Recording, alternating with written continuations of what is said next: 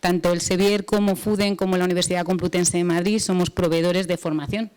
Somos generadores de conocimiento que a través de diversos medios, escritos o digitales, hacemos llegar todo ese conocimiento a toda la comunidad enfermera.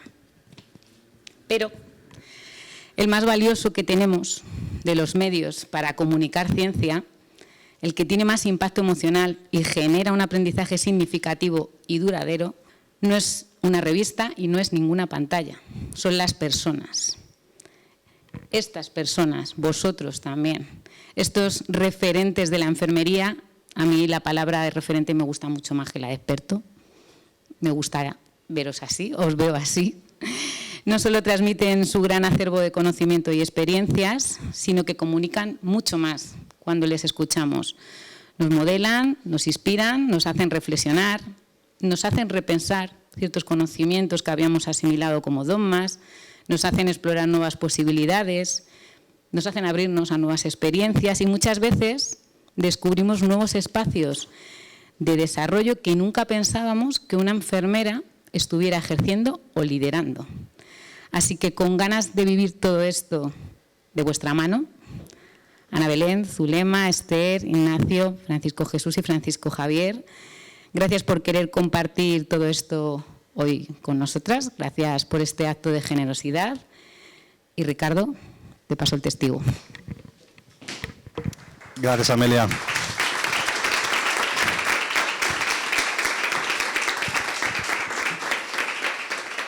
Pues muy buenas tardes a todos y buenos días los que están comenzando este jueves. Sumarme al agradecimiento de Amelia a esta colaboración entre FUDEM, la Universidad Complutense y el Sevier. Es un placer teneros aquí en esta sesión con este panel de expertos o referentes, como mencionaba Amelia. Agradecer sobre todo al comité organizador, a Amelia, a Manso, a Oliver, Martín, el que hayáis podido organizar este increíble panel para poder obviamente disfrutar la tarde de hoy. Mi nombre es Ricardo Carrasco, yo trabajo como gerente de aplicaciones clínicas en el Sevier y hablando con diferentes colegas, diferentes profesionales, tanto del campo académico como el campo profesional, la verdad que siempre surgen este tipo de preguntas y la oportunidad que tenemos hoy de poder tener aquí reunidos a este comité o panel de expertos o referentes, pues es una oportunidad increíble.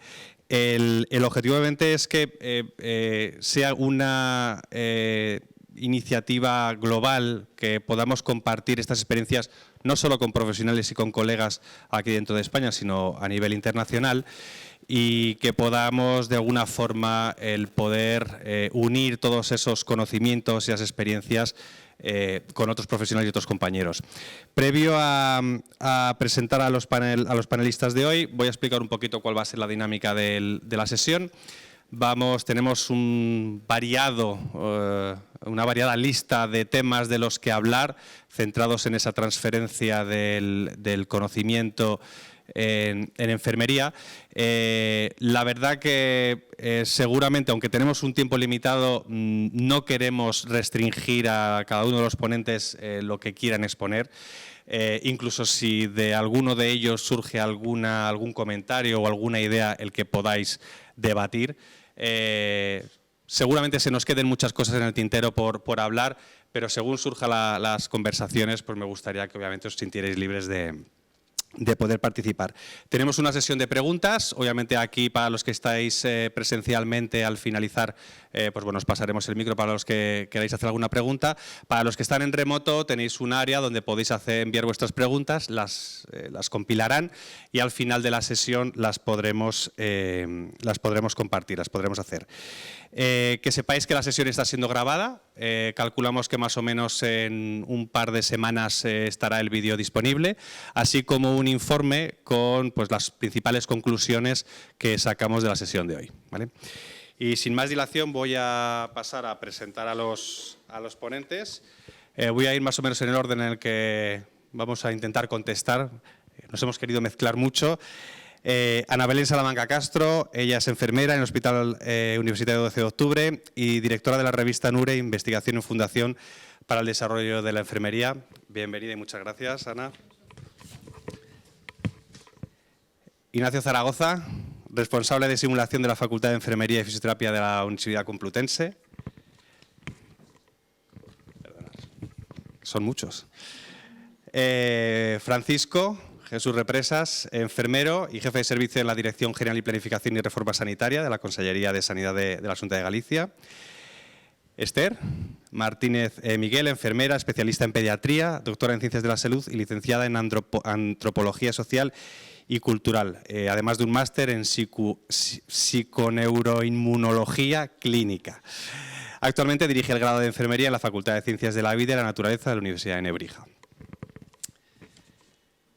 Zulema Cancedo es gestora de enfermería y profesora de grado para la práctica avanzada en la Escuela de Enfermería Gimbernat y también es investigadora. Y por último, Javier Pérez Rivas, que es enfermero comunitario y en gestión de los servicios de enfermería, es profesor, también tiene el doctorado y trabaja en la Facultad de Enfermería y Fisioterapia de la Universidad Complutense de Madrid. También es coordinador de la titulación del grado de enfermería. Así que, como podéis ver, pues nos acompaña un grupo de expertos que, teniendo el punto en común de la enfermería, pues cada uno proviene de un ámbito diferente y que nos podrá dar pues una visión diferente y enriquecedora a la sesión de hoy. Así que voy a empezar con la primera pregunta. Es muy abierta, muy genérica y obviamente que seguramente pues dé a gran pie del debate. Y es desde vuestra perspectiva, desde vuestra experiencia, ¿cuáles son las claves y retos que creéis que se encuentran actualmente para asegurar la transferencia de la evidencia a la práctica clínica del día a día de enfermería? Ana. Pues bueno, buenas tardes a todos. Yo creo que el reto es acercar la investigación a las enfermeras asistenciales.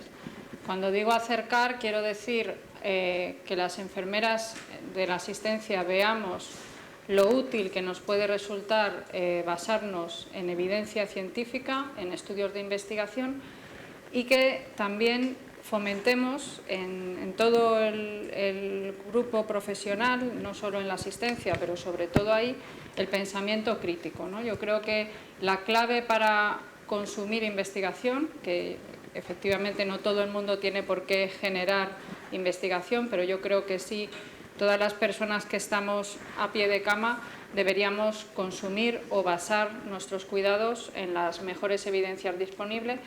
Para eso tiene que generarse la necesidad de saber, ¿no? La necesidad de duda, esa humildad intelectual, ¿no? que yo creo que debe prevalecer en toda disciplina, ciencias de la salud, porque el conocimiento no es eterno, ¿no? Y los conocimientos van avanzando, van cambiando. Entonces, si tenemos esa flexibilidad de mente, ese pensamiento crítico, esa capacidad de duda, yo creo que la investigación la vamos a ver necesaria para paliar todas esas necesidades y ese saber, ¿no? Esa necesidad de conocer, de cuidar lo mejor posible.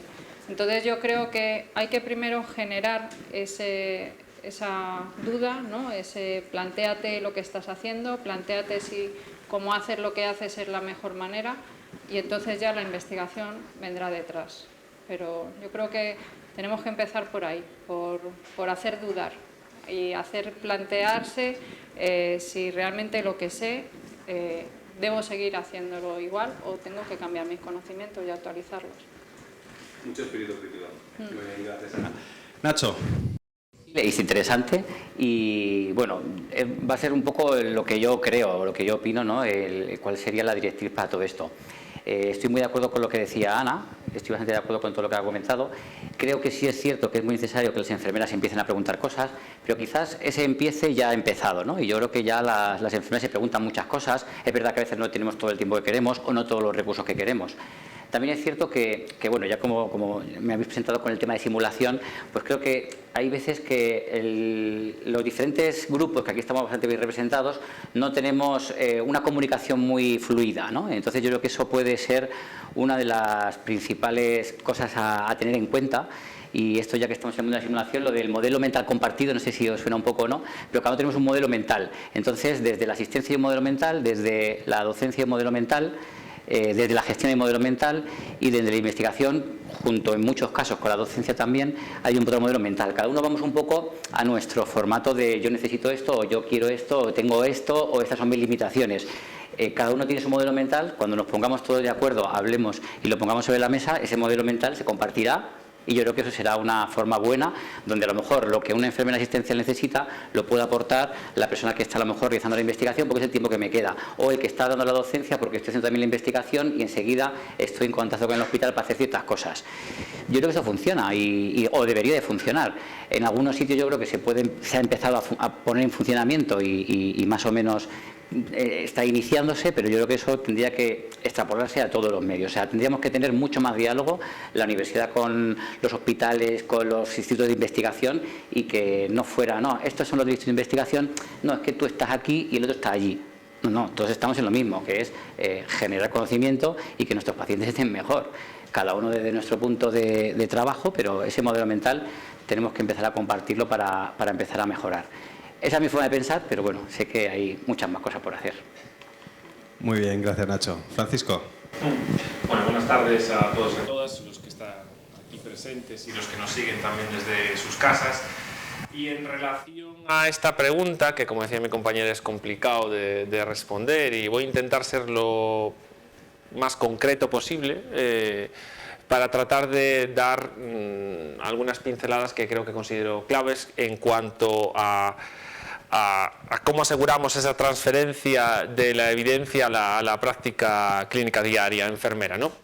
En primer lugar, como decía la primera compañera, creo que es fundamental formar y que los profesionales de enfermería, las enfermeras y enfermeros tengan los conocimientos necesarios para realizar una buena lectura crítica. Si no sabemos interpretar lo que leemos, es muy difícil que sepamos también saber implementar aquello que leemos. Entonces, esto es la primera cuestión, es decir, la capacidad y la formación en lectura crítica. La segunda cuestión que podría abordar tiene a ver con los equipos multidisciplinares. Trabajar en grupos pequeños, dentro de lo que es un grupo pequeño, dentro de una estructura sanitario-académico-investigadora, ¿no? Trabajar en grupos pequeños multidisciplinares debe fomentar que esa necesidad de implementar la evidencia sea mayor. Trabajar con grupos excesivamente grandes dificulta. Esto creo que es una realidad, ¿no?, que todo el mundo puede compartir o ha vivido en un momento de su vida.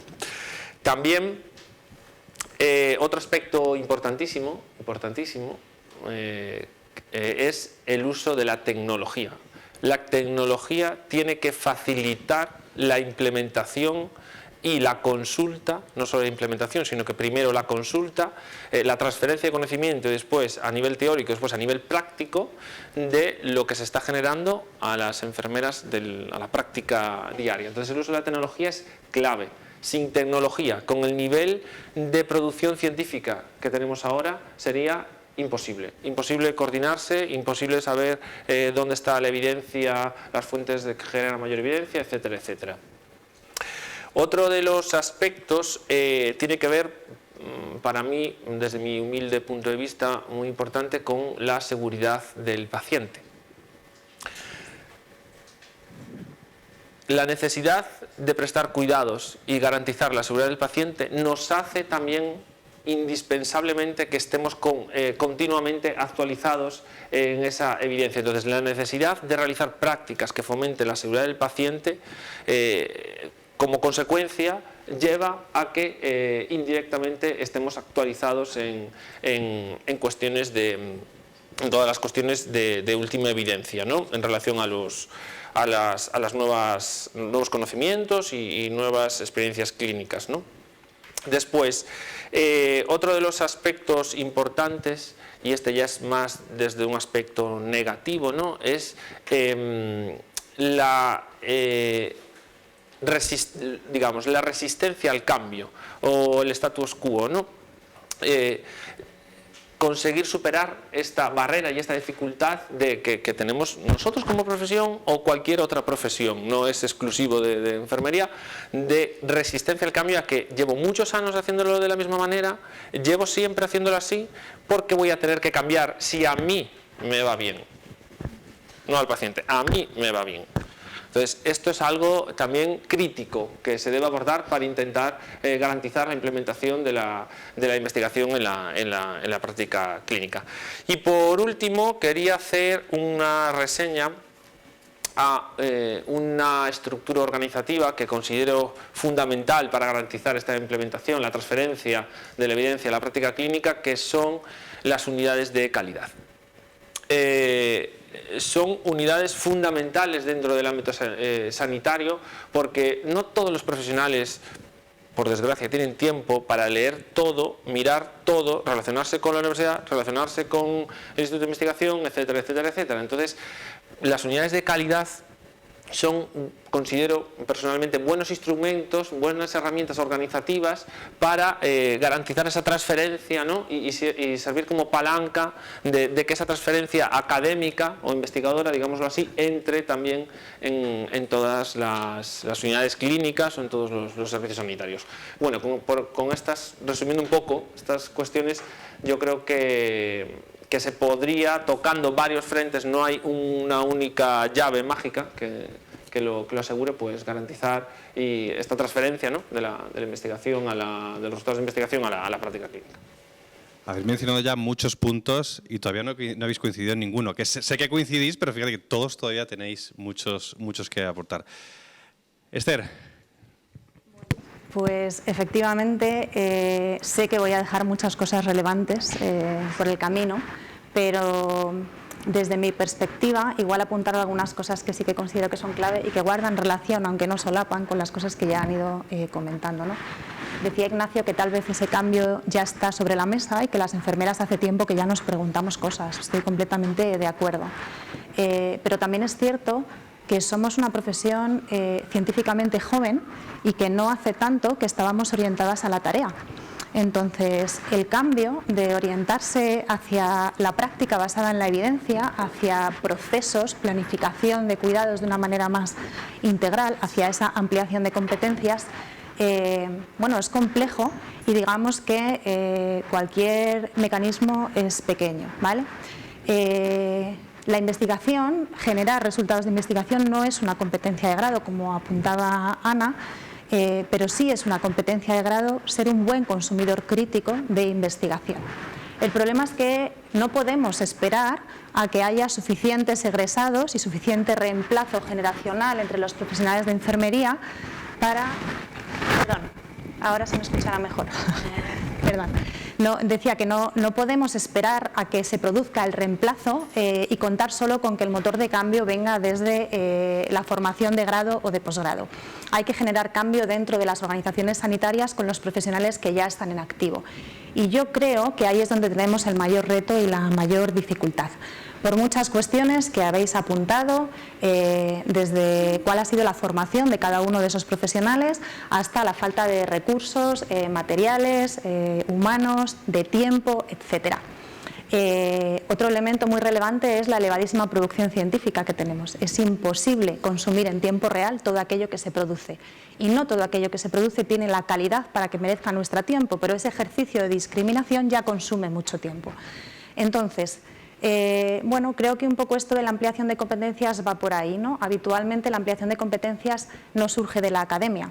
Las necesidades de salud de la población cambian y los profesionales de una manera fluida y natural van cambiando su práctica clínica para dar respuesta a esas nuevas necesidades. Y ahí es donde se produce la ampliación de competencias, ¿no? Entonces, hay perfiles que pueden dar respuesta a estas necesidades de consumo de investigación y hacer esa transferencia. Hay organizaciones o, digamos que entidades dentro de las organizaciones sanitarias como las unidades de transferencia que existen en muchos centros hospitalarios que son un respaldo para esto. Hay figuras como los documentalistas expertos en ciencias de la salud que desde su labor docente en el grado y en el posgrado y desde su respaldo a las necesidades de información de los profesionales dentro de los hospitales también pueden dar respuesta un poquito, ¿no?, a esta vía. Y por no extenderme, yo creo que algo he reflejado mi pensamiento. Muy bien, gracias Esther. Zulema. Bueno, buenas tardes a todos. Pues es lo que tienes que sentarse la primera y bueno, te toca decir la última, prácticamente está dicho muchas cosas interesantes, ¿no? Entonces, se han dicho tantas desde que tomó la palabra que yo creo que Dicho todo esto, yo apelaría a dos aspectos importantes. Por una parte, la motivación de los profesionales, ¿no? Cómo motivarles para que investiguen, porque bueno, digamos aquí decimos los profesionales tienen que investigar, hay que hacer transferencia, el conocimiento, cómo llega, unidades de calidad, etcétera, pero ¿desde dónde surge la motivación cuando realmente somos una profesión muy joven, con una formación muy dispar, ¿no? Entre unos y otros y además entre también, ¿por qué no decirlo?, entre diferentes escuelas. Entonces, cuando llegas al mundo laboral te incorporas a organizaciones sanitarias muy abigarradas en la forma, en el funcionamiento, y nadie te está esperando a ver cuál es la pregunta que te vas a plantear cuando llegues y cuáles son tus dudas, ¿no? Entonces a mí me parece muy importante y necesario pensar en este aspecto, que es la motivación de los profesionales para motivar, sabiendo desde, ¿no?, los que representáis el pregrado, la formación de alumnos, ¿no?, que están deseando salir a trabajar y a tocar paciente, ¿no? Y esa es una cuestión interesante. Y aprovechando el foro, que prácticamente están comentados o dichos muchos de estos aspectos, pues yo me voy a permitir apelar al compromiso de los gestores, ¿vale?, de los gestores de organizaciones sanitarias. Quiero decir que serían nuestros partners, ¿no?, o nuestros padres en este sentido, ¿no?, en cómo facilitar la transferencia del conocimiento, dado que son responsables de lo que acontece en el hospital, ¿no?, porque están gestionando para eso, porque definitivamente tienen que conseguir unos resultados y los resultados han de ser en base, pues, a criterios o resultados de excelencia, ¿no? Y esa excelencia pasa porque efectivamente tus profesionales investiguen. Como decíamos antes, no todos tienen que investigar, pero sí investigar o participar en proyectos o cuestionarse resultados o consumir. Porque es cierto que estamos hablando de transferencia del conocimiento, ¿no?, de cómo esa investigación la hacemos útil, porque si no es inútil, ¿no?, cómo la transferimos al ámbito asistencial, pero luego también esos resultados que nosotros deberíamos de conseguir, o que de esa práctica asistencial surgen resultados, deberíamos de ser capaces también de analizarlos, ¿no? ¿Qué está pasando con esto que estamos haciendo cada día? Entonces, en ese sentido me parece muy importante el compromiso de los gestores para garantizar de alguna forma esa continuidad en la formación, esa continuidad en la motivación y estructurarlo, ¿no?, de manera que esas unidades de calidad, yo apostaría por unidades de investigación de enfermería, ¿vale? Y lo digo además por experiencia, y lo enmarcaría además dentro del proyecto o estrategia de gestión de gestión en un momento dado de organización sanitaria, ¿no? Eso es un poco lo que destacarían como aspectos. Muchas gracias, Zulema. Javier, ¿te queda algún punto? De último me he dejado un poco que aportar. Bueno, agradecer también la invitación a este foro. Yo creo que se ha comentado, yo vengo un poco del mundo también de la calidad y seguridad. Cuando se habla de seguridad se habla de la importancia de generar una cultura de seguridad.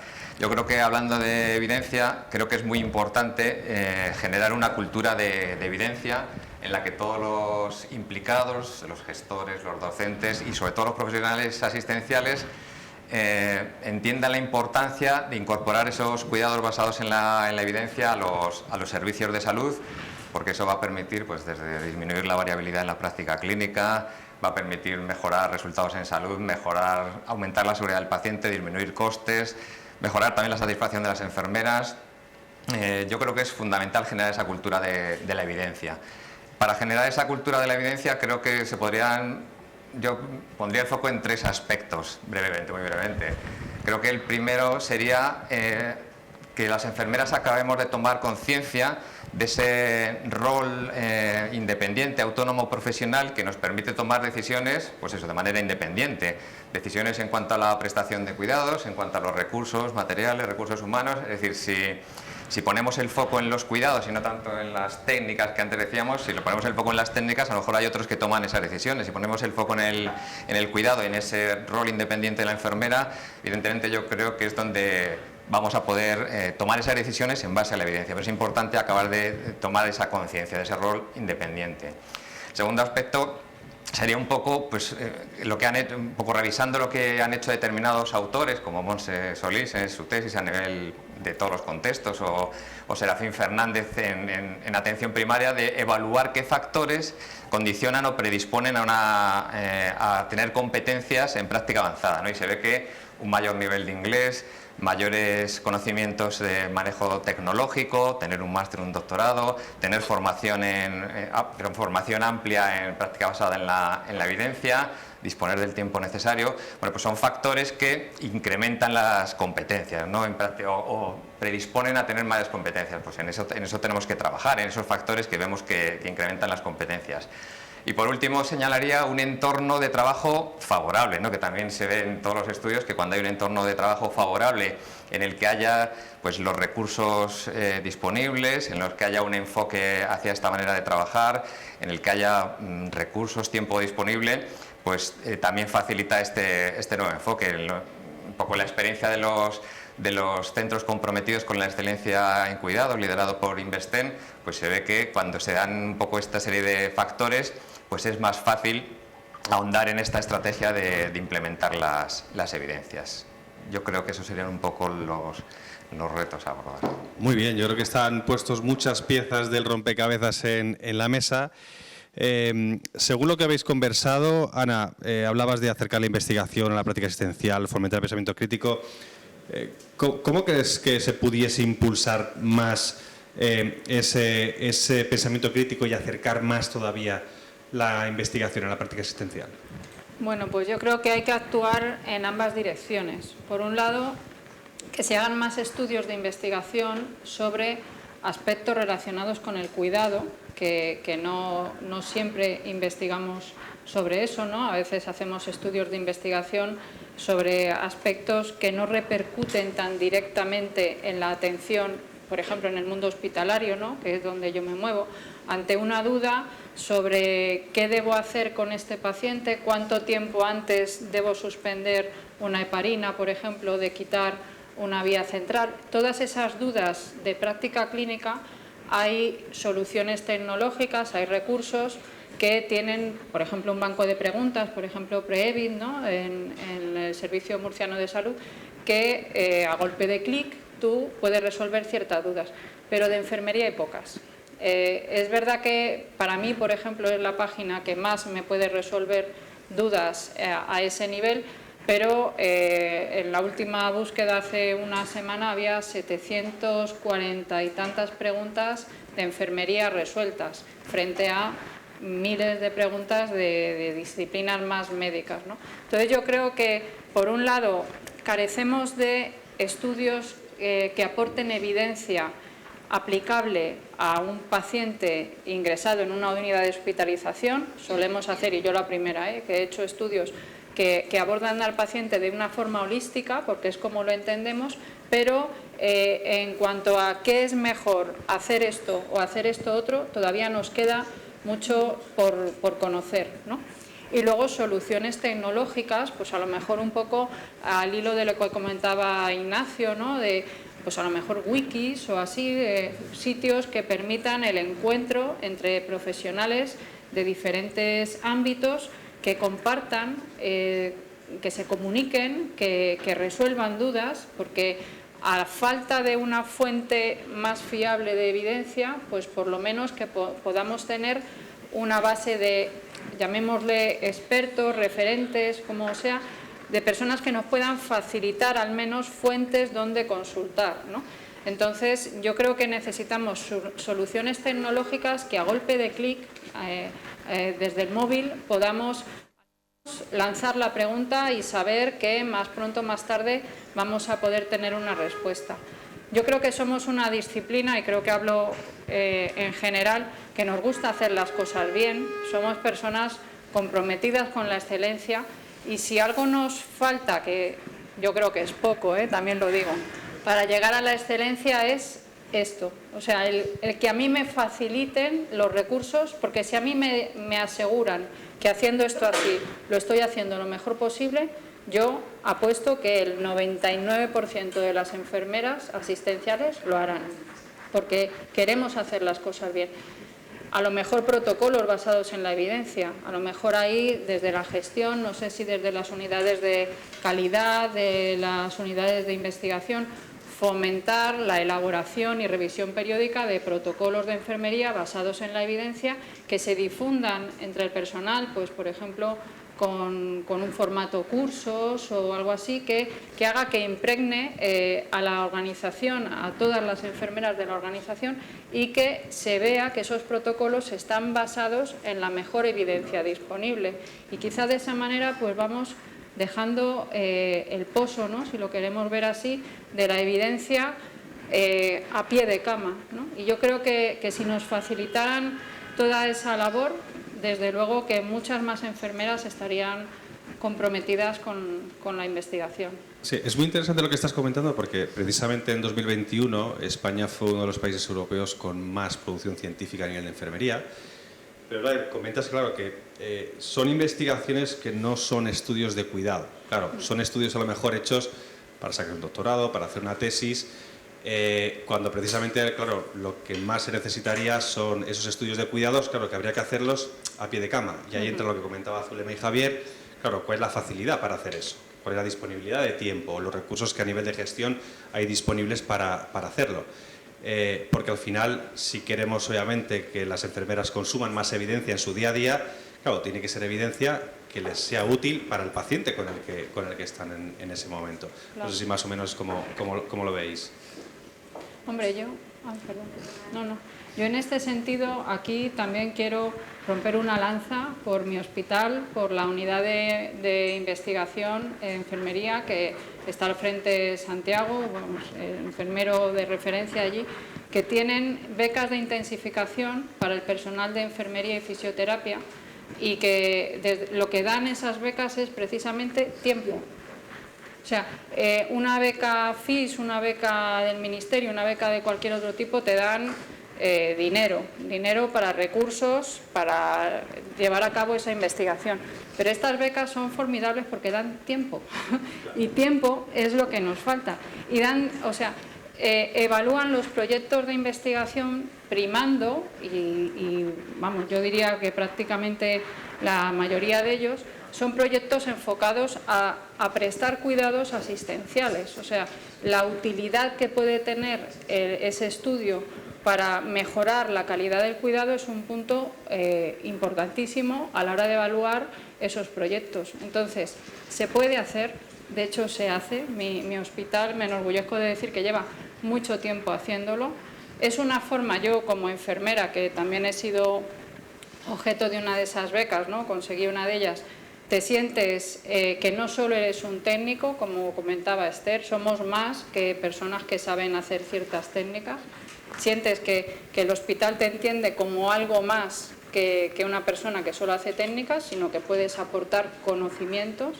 Y desde luego yo creo que ahí está también la clave, porque también eso acerca la investigación al resto de enfermeras, ¿no? y produce investigación útil, entre comillas, entendedme, para proporcionar cuidados a pie de cama. Entonces yo creo que ahí los gestores deberían recoger el cable y plantearse la implementación de manera más general, que hasta donde yo sé en España el Hospital Universitario 12 de Octubre es el único que hace estas becas de intensificación para enfermería.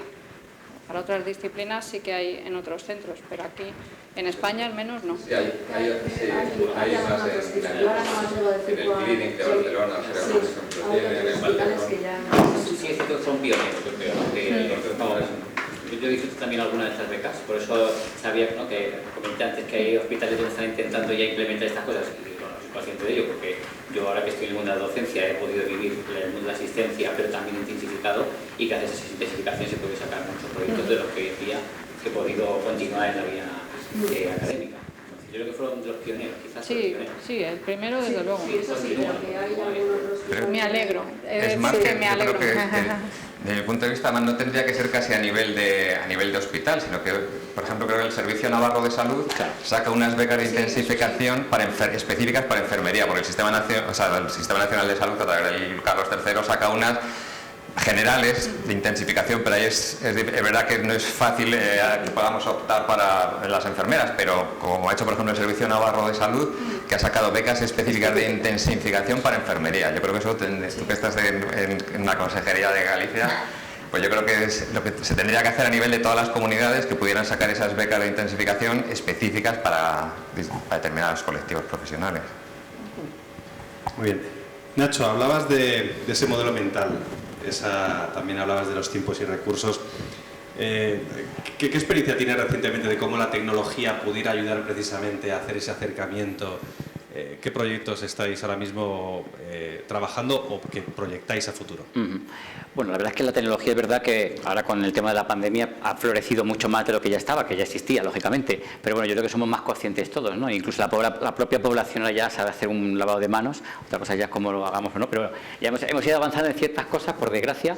Tenemos la suerte de haber avanzado en ciertas cosas. Es verdad que la tecnología nos ayuda bastante y es verdad que, bueno, dentro del campo de la simulación, los últimos proyectos, que ahora estamos un poco más incluidos, ¿no?, en esa transferencia de intentar entendernos entre diferentes estamentos, ¿no? Yo, bueno, estoy en un grupo de simulación de la Sociedad de Enfermería Intensiva, del cual aquí hay algún compañero que también pertenece y tal, que ha venido hoy por aquí.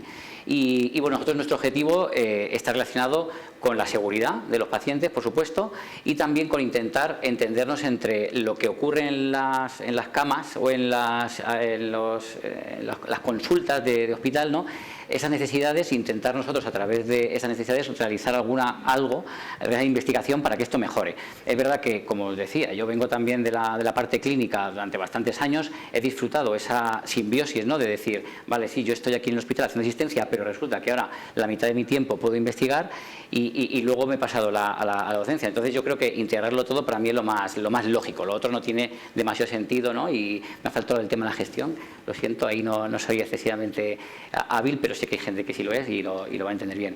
Entonces, bueno, nosotros ahora mismo tenemos un proyecto que ya llevamos un tiempo, que es un proyecto que nos becó además la Sociedad de Simulación y Seguridad del Paciente, la Sociedad Europea, la SESEP, y estamos con un proyecto relacionado con todo el tema de los ceros.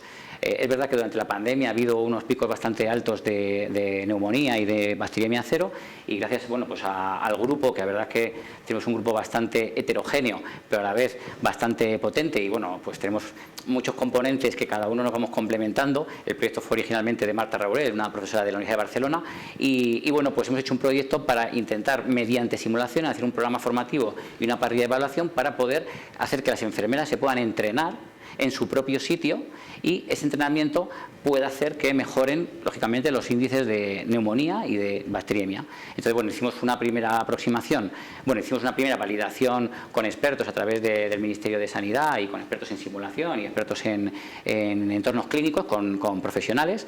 Luego lo pusimos en el campo, por así decirlo, de la simulación, donde en el Congreso en Sevilla de la Sociedad de Enfermería Intensiva hicimos una primera vuelta, y hace unos días en el Hospital del Mar nos invitaron a ir por allí, y con las propias enfermeras de su servicio hemos realizado otra formación. Ellas han mejorado en su formación, entendemos que lo van a aplicar, y nosotros, bueno, pues estamos terminando ahora de hacer pues todo el artículo para poder validarlo, publicarlo lógicamente, esperando que todo el mundo en las unidades de cuidados críticos pues puedan realizar esto, ¿no? Porque realmente el tema de la bacteriemia y la neumonía, ya hay unas guías de práctica clínica donde instan a que todos los profesionales trabajen de una forma lo más similar posible, ¿no? Tenemos diferentes grados de evidencia y hay cosas que son de obligado cumplimiento y otras que se pueden decidir lógicamente en función del paciente. No todos los pacientes lógicamente requieren lo mismo. Entonces, estas guías, que muchas de las veces, bueno, pues están ahí y están los cursos de formación, ¿no?, como muy bien habéis dicho y tal, pero es verdad que entre la formación y la práctica está ese agujero negro que siempre está y siempre queda, y que en un momento dado puede tener una gran cabida en la simulación, y por supuesto la tecnología, que gracias a ella la metodología de la simulación ha florecido, ¿no?, y nos da este paso entre medias. Nosotros en el grado ahora, los alumnos, hay comunidades que van mucho más adelantadas, pero nuestros alumnos ahora están empezando a vivir esto de la simulación y lo ven muy útil. Porque claro, al final tú dices, sí, yo lo entiendo aquí en teoría, lo entiendo, luego se me olvida. Luego llego a la práctica clínica y ¿qué ocurre? Dice, pues a lo mejor encuentras profesionales que llevan con la dinámica del día a día, porque al final la dinámica es la que es, tenemos mucho trabajo, muchas cosas que hacer y poco tiempo para poder hacer diferentes cambios, y los cambios además en instituciones grandes, como decía el compañero, lo pequeñito se cambia bien, lo grande cambia relativamente mal. Entonces, claro, teníamos conocimiento, investigación y práctica, y agua y aceite. Pues tendremos que buscar, ¿no?, alguna fórmula para que esto compagine. Nosotros desde nuestro grupo intentamos hacer pequeñas cosas, pero bueno, yo creo que entre todos esa es la solución, de ir hablándonos un poquito entre nosotros e ir solucionando. Muy bien, y de hecho es muy interesante la parte docente, de la parte asistencial, Fran. De hecho, la tecnología también ha sido uno de los conceptos que tú has traído como importantes en este campo. ¿Crees que esa tecnología está apoyando necesariamente o como se pudiera la parte asistencial, o crees que habría que incorporar más tecnología u otros sistemas para que pudieran ayudar? Bueno, lo que quería también dejar, aprovechando, si me permite el moderador, una reflexión que estuve pensando estos días y creo que es bueno que nos empapemos en esto. Y yo siempre digo que las enfermeras trabajen con la evidencia más actualizada significa que esas enfermeras van a ganar en autonomía y en autorresponsabilidad. Y esto tiene que quedar clarísimo. La implementación de la evidencia en la práctica diaria por parte de los profesionales de enfermería directamente e indirectamente hace que ganen en autonomía y en autorresponsabilidad. Y esto es algo indudable. Y igual no se dice tan claro, pero indirectamente en el día a día se nota.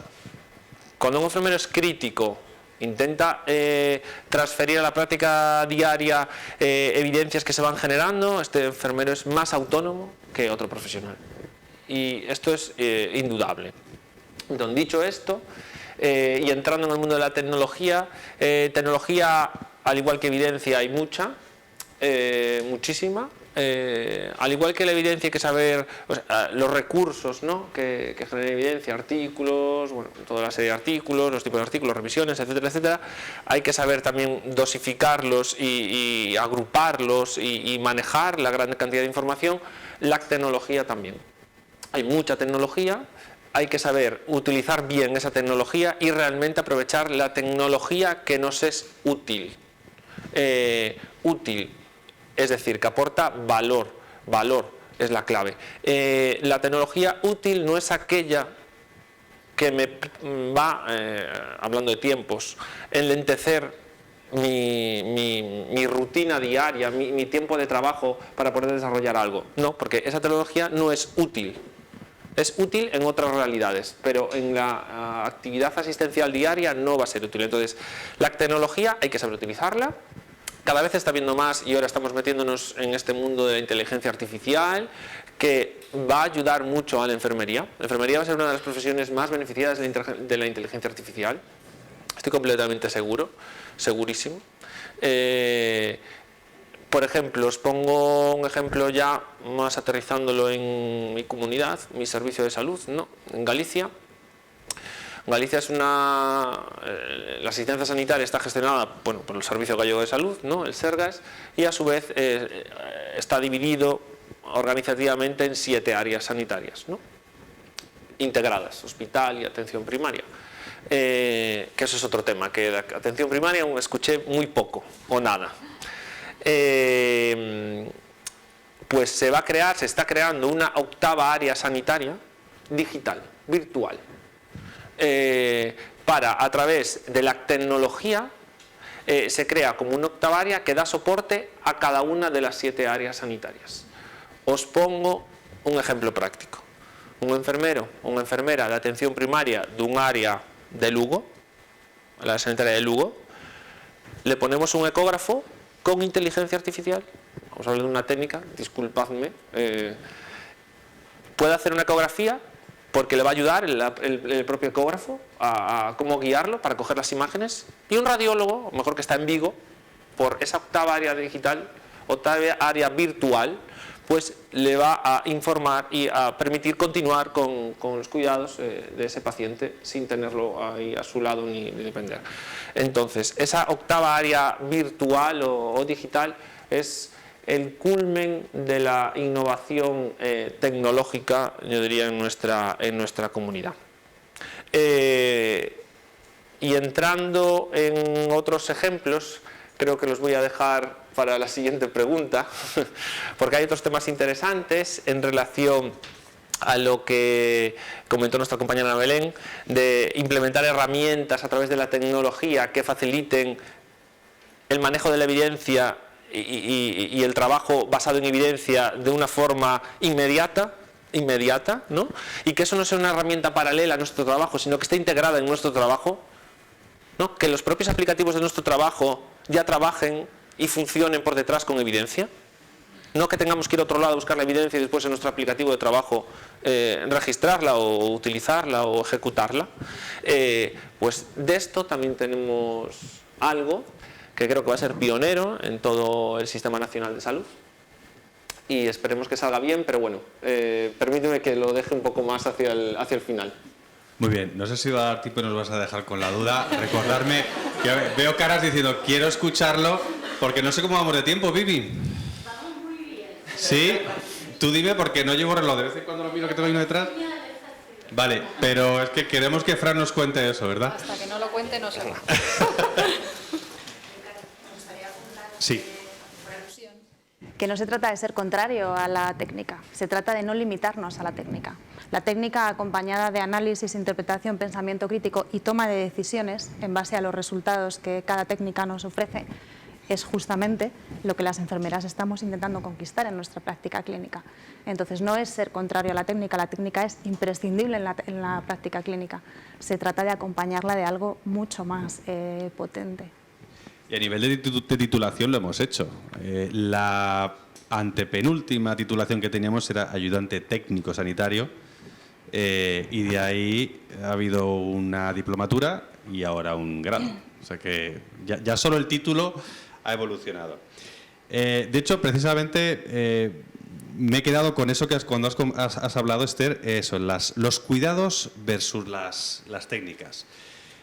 A nivel de competencias de enfermería, ¿cómo crees que ha cambiado en los últimos años y si crees que la enfermería ha llegado al límite de posibles competencias que pueda tener? ¿Hay límite? No hay límite. El desarrollo competencial de cualquier profesión es ilimitado, quiero decir, avanza a medida que avanzan los tiempos, los cambios sociales, sanitarios, por lo tanto no hay límites. Lo que hay son limitaciones. Hay obstáculos que vencer. Hay obstáculos que vencer en el mundo académico, en el que vamos con retraso con respecto a otras disciplinas, en el mundo de la práctica clínica, tanto en el contexto de primaria como el de especializada, a nivel de gestión, recursos, etc. Pero límite ninguno. Creo que son una buena muestra de ello algunos perfiles, como el de práctica avanzada que mencionaba antes Javier, enfermeras gestoras de casos, que lo que están haciendo es dar un paso adelante. Durante mucho tiempo yo creo que las enfermeras hemos tenido tendencia inconsciente por múltiples condicionantes históricos a dar un paso atrás o procurar no pisar la línea. Entonces, desde el grado, desde luego, uno de mis propósitos, porque creo firmemente en ello, es que además de bien formados a nivel competencial, a nivel actitudinal, salgan con las ganas de traspasar y dar un paso hacia adelante. Eso y algo que apuntaba, disculpa Ignacio antes, que es algo en lo que creo profundamente, que es la interprofesionalidad. Pero no podemos dejar la interprofesionalidad para que se produzca de manera mágica en el contexto profesional. No, debemos formarnos de manera interprofesional, o sea, es un requisito imprescindible si queremos que lo que la población necesita en términos de salud esté bien atendido. Tenemos que formarnos de manera interprofesional y no estoy hablando de médicos y enfermeras, que es el equipo interprofesional estándar que todos tenemos en la cabeza. Estoy hablando de que la población necesita que el equipo esté formado por licenciados en en ciencias de la actividad física y el deporte, graduados en ciencias de la actividad física y el deporte, psicólogos, nutricionistas, médicos, fisioterapeutas, trabajadores sociales y un largo, etcétera. La salud es algo mucho más amplio de aquello a lo que lo hemos querido reducir. ¿Crees, cuando comentabas que lo que estáis promoviendo desde la universidad es eso, que las enfermeras no den un paso atrás, sino que ¿crees que eso ya se ha logrado? ¿Crees que las nuevas generaciones...? Creo que sí, pero también ahí hay obstáculos. Y uno de ellos lo apuntaba Zulema en su primera intervención, y es la socialización cuando uno llega al sistema, ¿no? Hay un gap grande entre la teoría y la academia y la práctica, del que venimos hablando hace muchos años, que en algunos aspectos creo que hemos conseguido aproximarnos y tender puentes, pero es indudable que Algunas de las cosas que se logran desde el contexto académico se pierden luego en la socialización dentro del sistema sanitario con todas sus virtudes y todas sus carencias, y también al revés. Algunas de las grandes aportaciones a lo que es la formación y el desarrollo de competencias que ofrece la práctica clínica luego se frenan desde el contexto más académico. Entonces ahí todavía tenemos un reto importante. Sí, no sé quién era que lo comentaba, efectivamente, esa diferencia, no sé si es tú mismo, esa diferencia generacional, donde, claro, no se puede pretender que tengan que pasar 30 años cuando todos los que están estudiando ahora pues tengamos unos profesionales, un colectivo grande de profesionales con esa cultura de investigación y de evidencia. De alguna forma hay que hacer algo con los que ya tenemos una edad. Yo actualmente no soy asistencial, pero es verdad que no tienen esa costumbre. Hombre, es bueno que se esté empezando desde las universidades, yo creo que es el punto de origen, pero es verdad que no se tiene que quedar ahí. Tiene que... A veces no hay suficientes enfermeras formadas en investigación para liderar proyectos de investigación de resultados de salud concretos que derivan de los cuidados enfermeros, y las personas más formadas están en el contexto académico y no tienen acceso a la muestra. Entonces, estamos cada uno mirando para un lado y dándonos la espalda, cuando verdaderamente podríamos hacer una sinergia entre mi expertía en una cuestión y la tuya en otra, y a partir de ahí generar resultados de investigación. Compartir el modelo. Exactamente, el famoso metamodelo. De acuerdo con la intervención de Esther en todos los sentidos, en todos los aspectos que has tocado, porque sí que antes, al inicio, cuando he mencionado esos dos aspectos, la motivación y lo otro que habíamos hablado, ¿no? Desde el compromiso de los gestores, esos aspectos que ha comentado también son ciertamente interesantes, y lo he dejado sin aludir por no tocar y gastar todas las balas, pero es cierto que es necesario generar alianzas y también estructuras formales de convivencia entre el ámbito universitario, académico investigador, y el ámbito asistencial, para que realmente la investigación que se produzca sea útil, ¿no? Como decía antes. Entonces, quiero decir, mientras ahí no haya comunicación seria, formal, convenios, alianzas y fusión en el convivir, pues la investigación no será concreta en relación con una agenda de investigación de cuidados, en qué ámbito, ¿no? O incluso, ya no solo las grandes organizaciones como puede ser Investigación, ¿no? En mi ámbito, en mi hospital, ¿cuál es mi agenda, ¿no? ¿Cuáles son las necesidades de los profesionales? ¿Cuáles son los problemas que tenemos de resultados en salud, ¿no? Sabemos lo que pasa en los hospitales con respecto a esos resultados.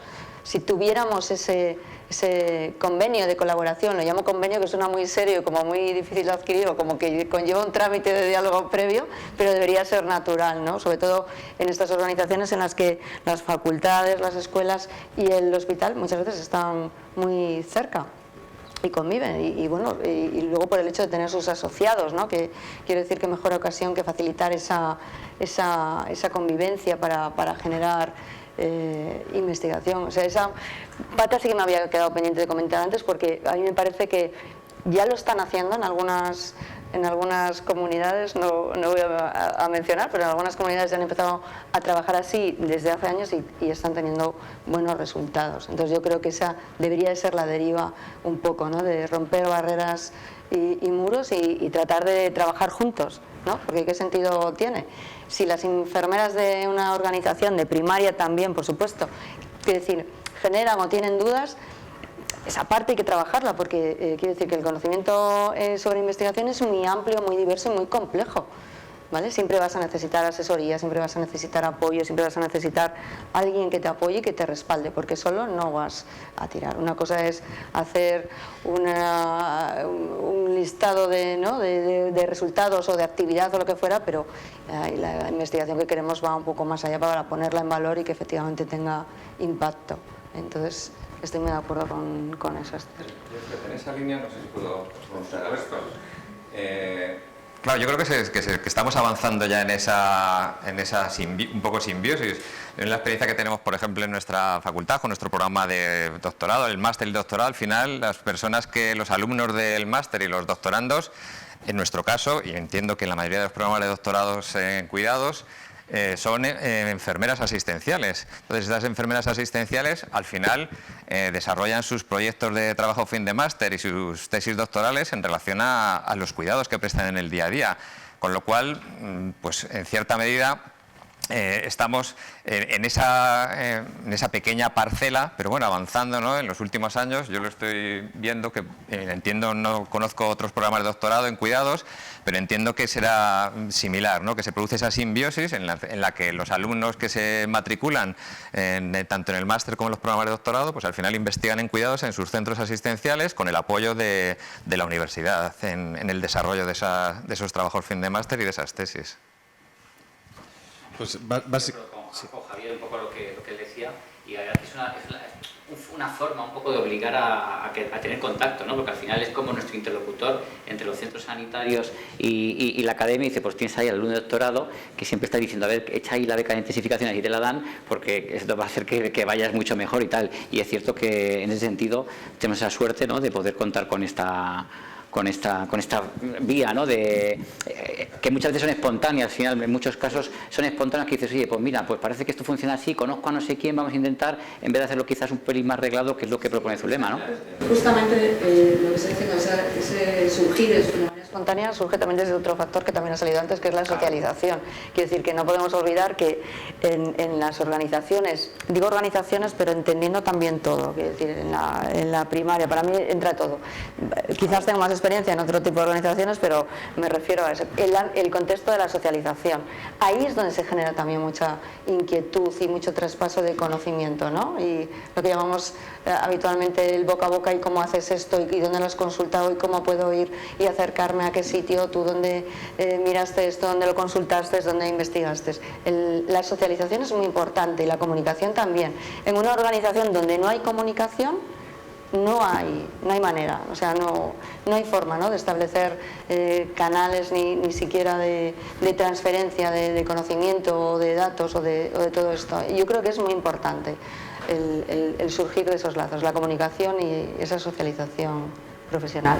Iba a plantear desde cada programa a Javier Ignacio una pregunta, si puedo, y es si esas tesis doctorales y esos trabajos fin de máster luego veis que tienen un impacto real. Porque yo lo que veo es que, además de que las escuelas de doctorado en cuidados, bueno, pues están todavía en crecimiento en la mayor parte de las universidades, como es lógico dada nuestra trayectoria y el acceso a posgrado cuando lo hemos tenido, ¿no?, es que son resultados que quedan ahí, que luego no tienen un impacto real en el contexto de cuidado de un paciente concreto, ¿no? Entonces nos falta eso. Una asignatura pendiente, que es que si pensamos en transferencia, ¿no?, de conocimiento a la práctica, esa parte debería de estar incluida también en el diseño del proyecto. En el programa. Claro. Esa parte debería estar, ¿no? Ahí Porque es si no, nexo, es como la parte academia, coja, los la parte gestores. coja de un proyecto de investigación. Bueno, estás haciendo esto para que, bueno, venga, tengo el doctorado o publico y ya tengo una publicación. Pero debería de ser, ¿no?, estar contemplado. Ya veremos cómo lo llevamos a cabo y cómo lo hacemos. Pero esa parte de transferencia debería estar también especificada, ¿no?, y reflejada en el proyecto de investigación. Hombre, bueno, perdona, Javier. Que somos muy educados todos, entonces, como lo llamamos muy bien. Claro, pero no tenemos que olvidar nosotros en uno de nuestros planteamientos, siempre que tutorizamos, o que dentro del máster y del doctorado, al final es que tienen que publicar esos resultados, incrementar el conocimiento, aportar algo al conocimiento científico. En ese aportar algo al conocimiento científico estamos generando evidencias. Estamos generando evidencias que indudablemente es una de las cosas que más falta nos hacen, el tener esas evidencias en cuidados, que muchas veces es... Da pena, ¿no?, cuando a veces decimos implementar la mejor evidencia. A veces uno revisa la evidencia y nos falta esa investigación básica. Entonces yo creo que es muy importante generar ese primer paso de generar evidencias. Claro, por eso es importante que se investigue, que esos trabajos vayan dirigidos a investigación en cuidados, que después esos se publiquen, que se hagan con buena calidad, se publiquen en revistas de impacto y que contribuyan a generar evidencia, porque ese es el primer paso para transferir evidencia a la práctica clínica. Si no hay nada que transferir, si no partimos de eso, entonces yo creo que efectivamente, aparte de que luego se puedan establecer desde el inicio un plan de acción para implementar los resultados de esa posible investigación, pero solo el hecho de generar esas evidencias con esa publicación, yo creo que es un paso importante. Creo que no tenemos que esperar a que ya haya evidencias para empezar a trabajar en la transferencia. O sea, ya hay evidencias, menos de las que nos gustaría, menos de las necesarias, estoy de acuerdo, pero ya hay revistas de enfermería entrando al primer cuartil, quiero decir, eso ya está en marcha. Entonces, esa maquinaria no puede esperar en pausa para empezar a hacer transferencia. Tiene que ir acompasado, porque si no volveremos a tener un vacío que no vamos a ser capaz de cubrir ni desde un mundo ni desde el otro. Así lo veo, así lo interpreto. Una contribución. Todo suma, más, todo claro, suma. Si no era por quitar mérito ni valor, al revés. Pero sí por apuntar un poco cuál es la pieza que creo que nos estamos olvidando y que tiene que empezar a funcionar hoy, no dentro de 20 años cuando haya sobrada evidencia referente a aspectos de cuidado concretos. Pues un poco por continuar con lo que muy bien que ha sido Javier, porque así ya yo termino de complementar lo que dice Javier. Yo estoy de acuerdo totalmente con lo que decís. Por un lado, hay piezas, claro, hay piezas que luego forman un conjunto completo. Luego, vuelvo a lo de antes, es que los cambios, bueno, yo no creo que lo he comentado, los cambios no podemos decir, venga, de aquí a mañana vamos a cambiar todo esto. Esto va a ser una trayectoria de años. Entonces yo creo que hay que tener un poco esa mentalidad, a lo mejor, de aquí a 50 años, ¿dónde nos vamos a ver? Entonces vamos a intentar trabajar de aquí a 50 años. Yo, por ejemplo, mi propuesta en la facultad, pues es de aquí a que yo me jubile, que espero que, bueno, pues que me pueda jubilar, lógicamente. A lo mejor no soy la facultad, ya veremos, pero de aquí a que yo me jubile, ¿qué podemos hacer para que esto mejore? Entonces hay que ir dándole vueltas a la cabeza para que esto funcione así. Yo, por ejemplo, como decía Javier, el tema del máster, es verdad que tenemos unas limitaciones, el máster dura lo que dura, los tiempos son los que son y tienen que terminar de hacer su actividad académica para que tengan unas competencias. Yo, por ejemplo, ahí no fijaría tanto el poder hacer unas investigaciones que puedan tener una transferencia muy grande, pero en el doctorado sí, porque ahí tenemos más tiempo. Y de hecho, por ejemplo, yo os pongo lo que yo he ido pensando en mi cabeza y lo que yo intento hacer. A lo mejor me equivoco y dentro de unos cuantos años digo, pues tendré que cambiar de estrategia o me dedicaré a otra cosa diferente. Y, por ejemplo, tengo una doctoranda, Virginia Díaz Teruel, por ejemplo, que además presentará una convocatoria en el 12 de octubre a ver si le da una intensificación, que ella está haciendo un proyecto sobre el trasplante pulmonar y antes de hacer cualquier cosa, mientras que estamos haciendo el proyecto, ella que ha ido haciendo esto que hemos hablado de las intercomunicaciones, ella ha hablado con el jefe de servicio, con la supervisora, no sé qué, o sea, y ella lo ha integrado de tal forma que ahora ella es la referente de esa técnica que incluso están pensando que por qué no lo hacen con otras cosas diferentes. Entonces, al final, la transferencia ya está. ¿Ha terminado el estudio? Todavía no. Pero no es, ay, voy a intentar hacer este estudio que no me vean los de al lado para que no me lo comen. No, no, no. Sí debería ser. Claro, pero es que si no, entonces no estamos haciendo nada. ¿Qué ocurre? Que bueno, pues luego encuentras personas que tienen una facilidad por su personalidad o en los servicios hay una facilidad donde hay una buena predisposición y donde tú hablas y nos entendemos. Hay sitios donde a veces hablamos y nos entendemos peor. Y este es un claro ejemplo, yo creo. O sea, en su servicio ella es una referente ahora mismo de lo que está haciendo y que seguramente sea referente más adelante de otras cosas porque ha abierto una línea nueva que no se hacía en ese servicio, ni siquiera seguramente en el hospital, y que incluso que algunos todavía pensaban, es que esto no es de enfermería. Y dice, bueno, de enfermería, ojo, es que esto no es de enfermería, no nos pongamos así, que entonces no leemos analíticas que de bioquímicos, yo qué sé. Fíjate, eso es muy interesante, pero precisamente lo que comentas es una iniciativa de una persona por sus actitudes, aptitudes. ¿De qué forma creéis que a lo mejor a nivel formativo habría que incluir ese tipo fomentar ese tipo de aptitudes, ese tipo de habilidades? Porque es verdad que somos mucho más, obviamente, que nos forman mucho más que aparte de técnicas, pero esa manera de comunicar, esa manera a lo mejor de hablar con diferentes profesionales, claro, yo cuando estudié no se hacía. No sé si a día de hoy se entrena. Yo creo que esta pregunta es para Zulema, porque esto se entrena en el grado, lo siento, Zulema, esto se entrena en el grado. Yo creo que la clave es cómo generamos esa cultura de comunicación y de sinergia dentro de las organizaciones en las que van a aterrizar estos egresados que ya están entrenando habilidades de comunicación eficaz, interprofesional, segura, etcétera. Yo se la lanzaría. Bueno, ¿qué crees que se podría hacer, Zulema? Bueno, yo creo que se pueden hacer muchas cosas y además aquí estamos en una escuela de liderazgo y tenemos ahí a Patricia, ¿no?, que trabaja mucho esto y ella además conoce muy de mi mano toda la estrategia que se llevó a cabo en el ámbito del hospital de Valdecilla cuando fui directora. Y quizás no he sido consciente cuando estábamos desarrollando el programa, la estrategia, ni incluso de poco tiempo después, ¿no? Y es con el tiempo cuando integras todo, ¿no? Y puedes llegar a la conclusión que dices, pero si estaba haciendo cosas que decía Cotter, ¿no? Y cosas así. Entonces yo creo que en el contexto del liderazgo, me alegro que me hayas lanzado la pregunta porque sí que lo trabajamos y yo creo que a todos os suenan los jueves enfermeros, ¿no? Y bueno, pues aquello fue una estrategia muy caprichosa inicialmente, pero que buscaba con mucha pasión, que creo que es un poco también el motor, lo digo, de todo esto, ¿no? De esa movilización, de esa motivación de los profesionales y todo lo que ello conlleva. Y esa estrategia en concreto, que hubo muchas más, pues lo que perseguía era despertar a los profesionales, ¿no? Y acercar a otros profesionales que eran muy expertos en sus áreas de conocimiento, justamente, y acercarles a la vecilla para que los profesionales fueran capaces de ver que, bueno, pues que cualquiera que se forme, que tenga conocimiento y que tenga actitud puede llegar a ser referente en su ámbito o en su área competencial o lo que fuera. Y los jueves enfermeros buscaban un poco eso, ¿no? Sensibilizar con el liderazgo de las personas a través de las experiencias de otras.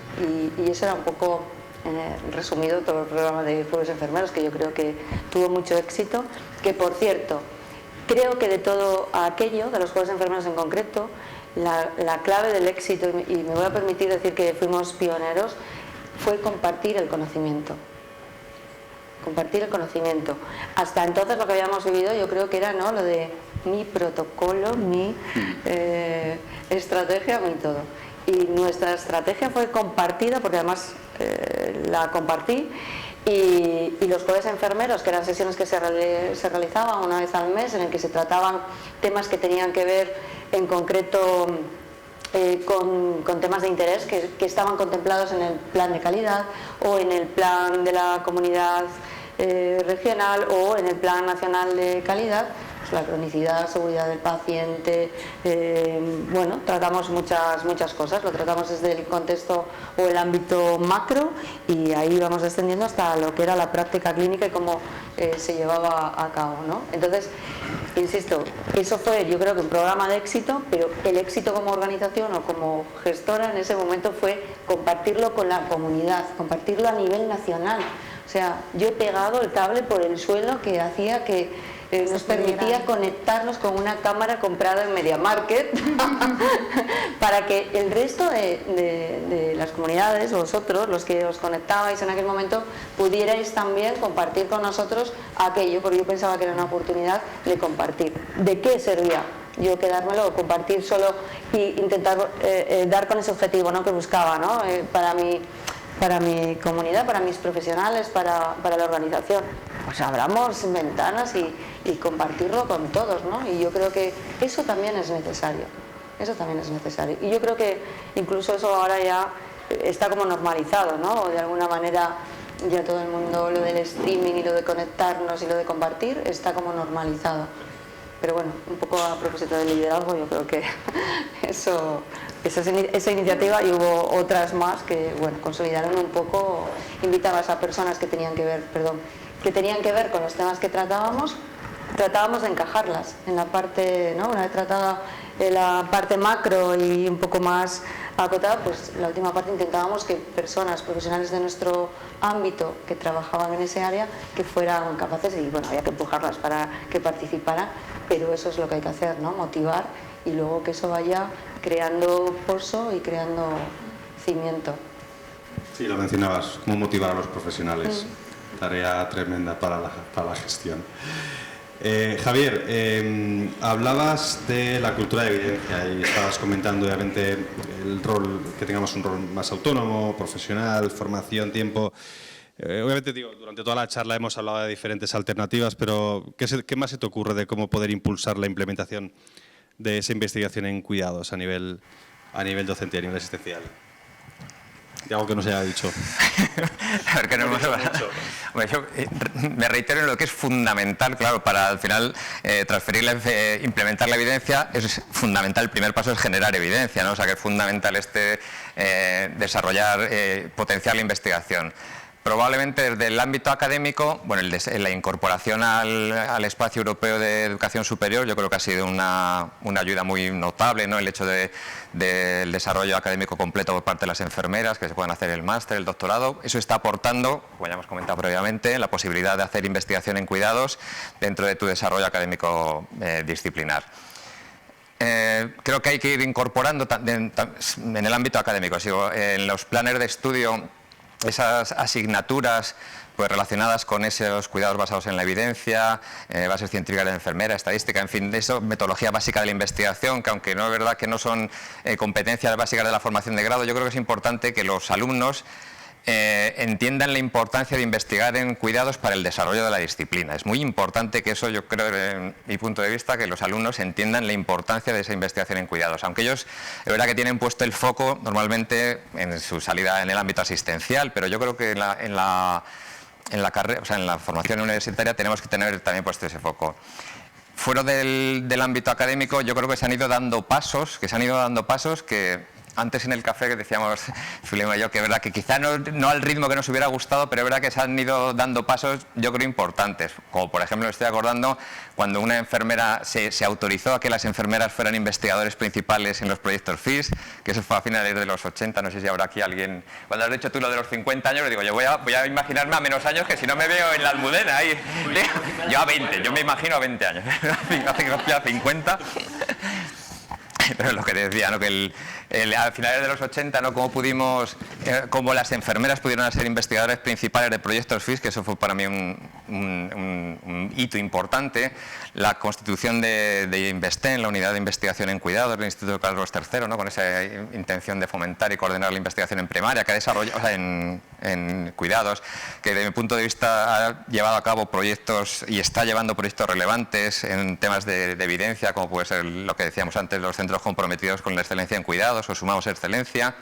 Y luego pasos que se han ido dando pues a nivel de las distintas gerencias de primaria, hospitales, como son la creación de unidades de apoyo a la investigación enfermera, que yo creo que lo comentaba Ana Belén, la importancia, ¿no?, de esas unidades de apoyo, o los grupos de investigación en cuidados que están integrados en los institutos de los hospitales. Yo creo que eso también ayuda mucho y potencia la investigación enfermera desde el ámbito asistencial.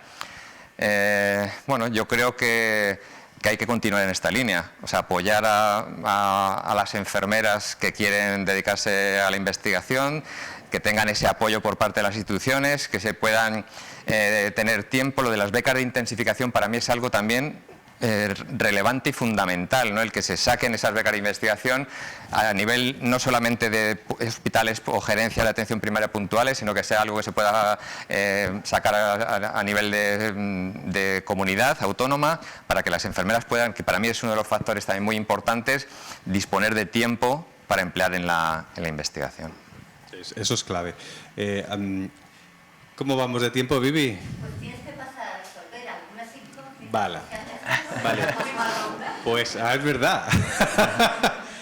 Yo solamente, se me había olvidado con lo que estaba comentando Zulema de unificar la parte académica y la parte docente. ¿Nos acompañó ya algún estudiante de enfermería? Si de los que están en virtual, si alguien está... Simplemente por saber, precisamente, si efectivamente en este tipo de eventos también nos participan o nos visitan estudiantes de enfermería. A ver si alguien nos lo deja en el chat o en la sesión de preguntas, a ver si hay alguien. Sí. Yo estaba dándome cuenta de que nos falta una pata del taburete.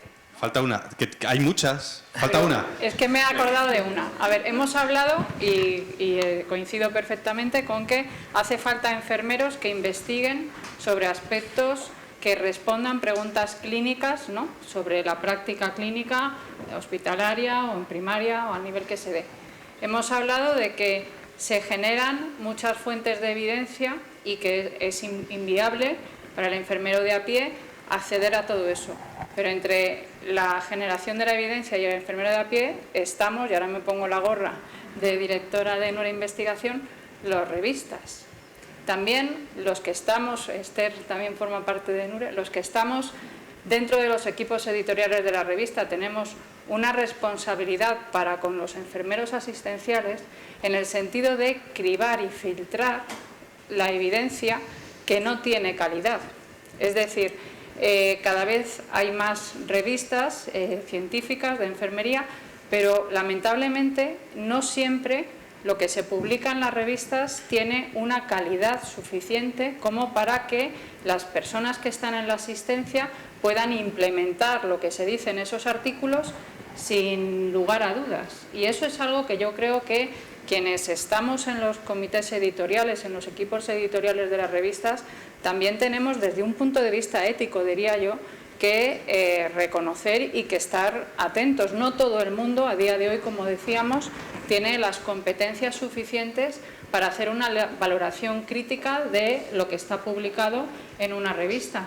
Y uno supone que si algo está publicado es porque es fiable, por decirlo así. Efectivamente, ¿qué ha pasado en los filtros? Muchas veces no se duda ni lo que hay en Internet, porque lo que hay en las revistas es una cosa, pero los contenidos que hay en Internet en abierto es abismal. Eso es. Y filtrar eso efectivamente es un reto. Filtrarlo de Internet sería importantísimo, ya no de cara a las enfermeras, que yo creo que cada vez son menos las que buscan en metabuscadores, que no hace falta decir Google. Nombres, eso, ¿vale? Pues, pero la población sí busca ahí. Sí. Entonces, también resulta difícil implementar cuidados basados en evidencias, basados en excelencia, cuando tienes la resistencia de la población que te cuestiona porque hay otras fuentes de evidencia. Entonces, eso entiendo que es un reto para quienes están a niveles más altos, y no te lo digo a ti. Bueno, pues ahí va. No lo digo, pero haya quedado. Pero bueno, a quienes nos escuchen, eso es algo que no depende de ninguno de los que probablemente estamos aquí. Pero desde luego, los que sí tenemos un rol más activo dentro de las publicaciones científicas, deberíamos pensar que lo que publicamos puede haber personas que lo lean y lo apliquen, y por tanto publicar solo contenidos de calidad, aunque cueste. Yo quería añadir una... Perdón. Bueno, al hilo de lo que ella comenta y de lo que estamos hablando un poco en el marco de esa estrategia de ya hace unos años, la creación de una unidad de investigación que decía yo antes, y a lo mejor también de calidad, ¿no? Pero bueno, de apoyo a la investigación enfermera única y exclusivamente, que no me he referido a ello, pues yo creo que es una apuesta muy interesante, que ya funciona, y tenéis experiencia o conocéis aquí unidades de hospitales aquí en Madrid muy potentes que efectivamente pues tienen resultados en ese aspecto que estamos hablando, pero no en todos los hospitales.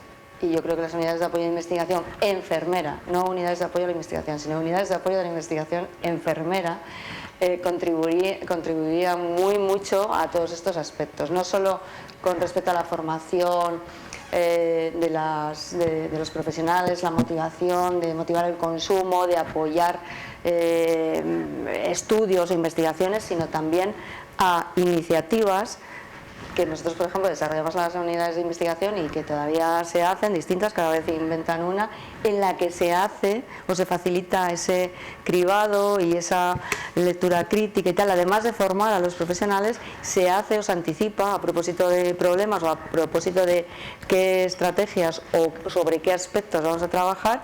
Y bueno, pues hay distintas iniciativas, como nosotros, por ejemplo, la de 12 meses, 12 cuidados, o algunas otras que están ahora mismo también en curso, ¿no? Que buscan un poco, pues eso, facilitar cuál es la evidencia disponible con respecto a este problema de salud en este tipo de pacientes. Y eso se publica desde la unidad de investigación que ha hecho el trabajo previo, y que luego se publica a través de un boletín o a través de, ¿no?, de hoy te toca analizar esto, hoy lo distribuyo en estas unidades o con las supervisoras. Esto es lo que hay con respecto a... Bueno.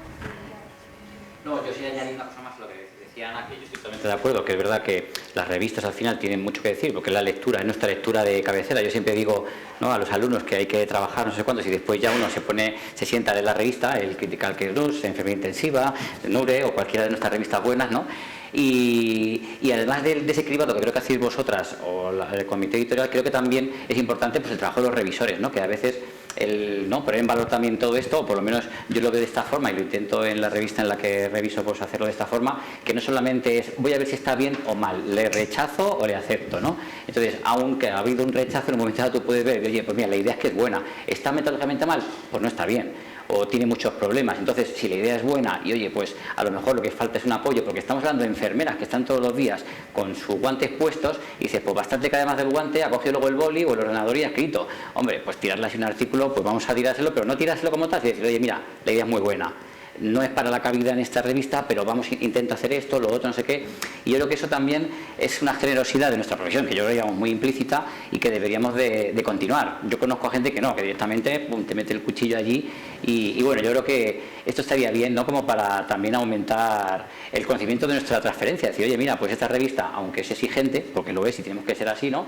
Pero mira, es que cada vez que voy he aprendido una cosita más, y una cosita más, y una cosita más. Y eso también es labor, por supuesto, del filtrado y del trabajo de los revisores. Sí, bueno, yo cuando hablo de comité hablo de eso. Sí, por supuesto. También Esther, por ejemplo, es revisora, o sea, sí, claro, ¿no? Hablo de los que estamos al otro lado de, ¿sabes?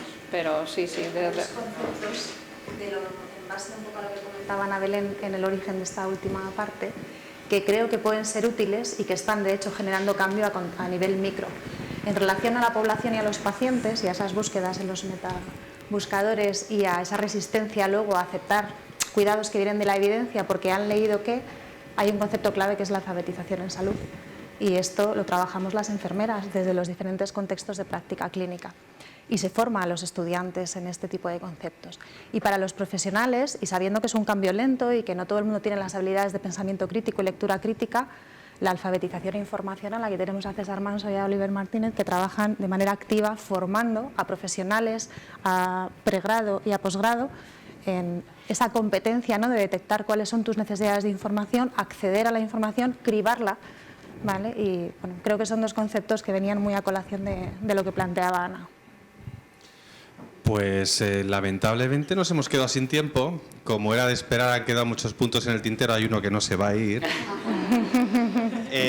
Yo sí me gustaría, por finalizar y resumir, obviamente, los principales conceptos yo tengo aquí anotado que habéis dicho: cuidados versus técnicas, lectura crítica, pensamiento crítico, cultura de evidencia, motivación de profesionales, el modelo mental, la consumición de evidencia. Veo que al final son muchas patas de la misma mesa, de hecho esa analogía la has hecho, Ana, pero que son muchas patas, pero si falla una, la mesa queda inestable. Es verdad que son muchas las tareas que le quedan a la enfermería, es mucho lo que se ha logrado, mucho lo que queda por hacer, pero precisamente es cada una de esas áreas de trabajo hay que ir avanzando poco a poco para que todas las demás también avancen.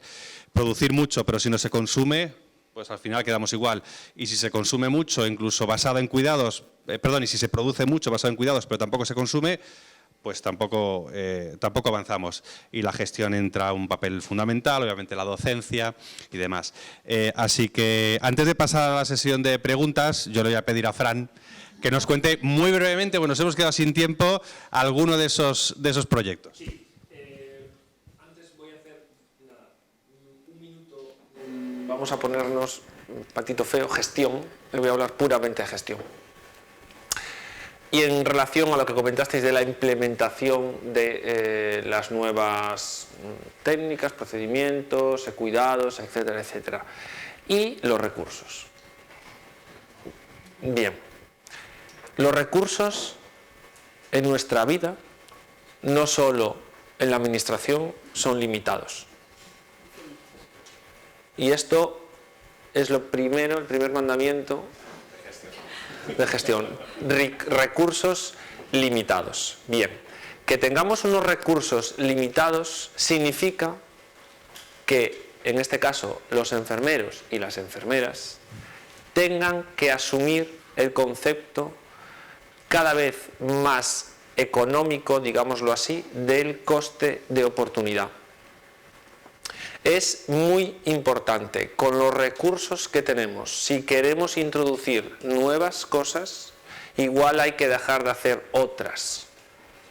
Y todo esto, tanto lo que se introduce como lo que se deja de hacer, va en relación a la efectividad y a su vez en relación al coste-oportunidad. La efectividad es la relación que hay entre la evidencia, ¿no?, más o menos, y el coste, si hablamos más de eficiencia, ¿no?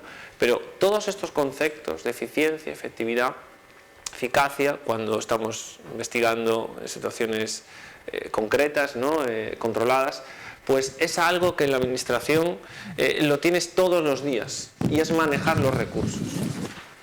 Y para manejar los recursos tenemos que interiorizar cada vez más conceptos económicos en el área de salud, como puede ser el coste de oportunidad. Y esto es muy importante.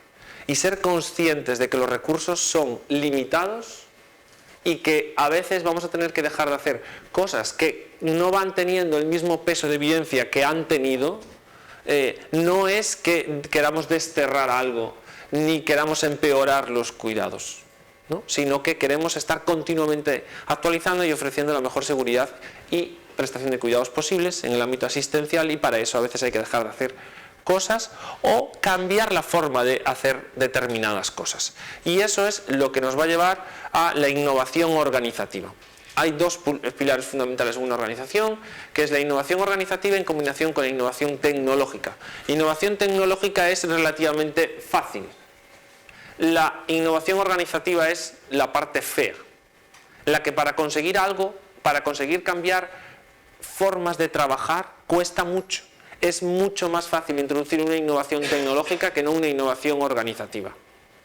Para introducir una innovación organizativa es muy importante que los profesionales interioricen qué es el coste de oportunidad y qué son los recursos limitados y qué son las prácticas basadas en la efectividad clínica y asistencial diaria. Muy importante.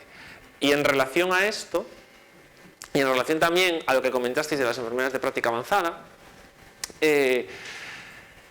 el proyecto que se va a implementar antes de que acabe el año para las enfermeras es un proyecto específicamente dirigido a las enfermeras del Servicio Gallego de Salud y concretamente a las enfermeras de atención primaria.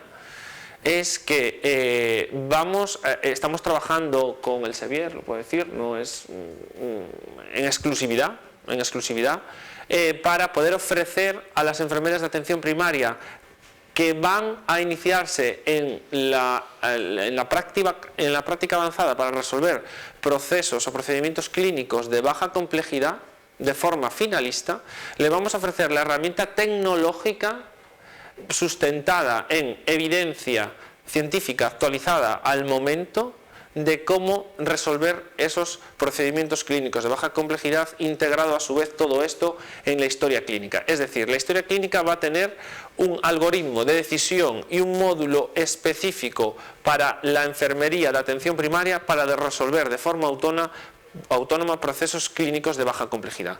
Estamos integrando la evidencia de forma real y dinámica en los procedimientos de registro, es decir, no es un programa estático, sino que es un programa dinámico que si cambia la evidencia y nos dice que hay que valorar otra cuestión o hay que hacer otro tipo de prueba o hay que enfocar otro tipo de cuidados para resolver ese procedimiento clínico, pues ya automáticamente lo va a saber la enfermera y está obligado a realizarlo porque condiciona el registro y su actividad clínica al cumplimiento de esos ítems dentro de la historia clínica.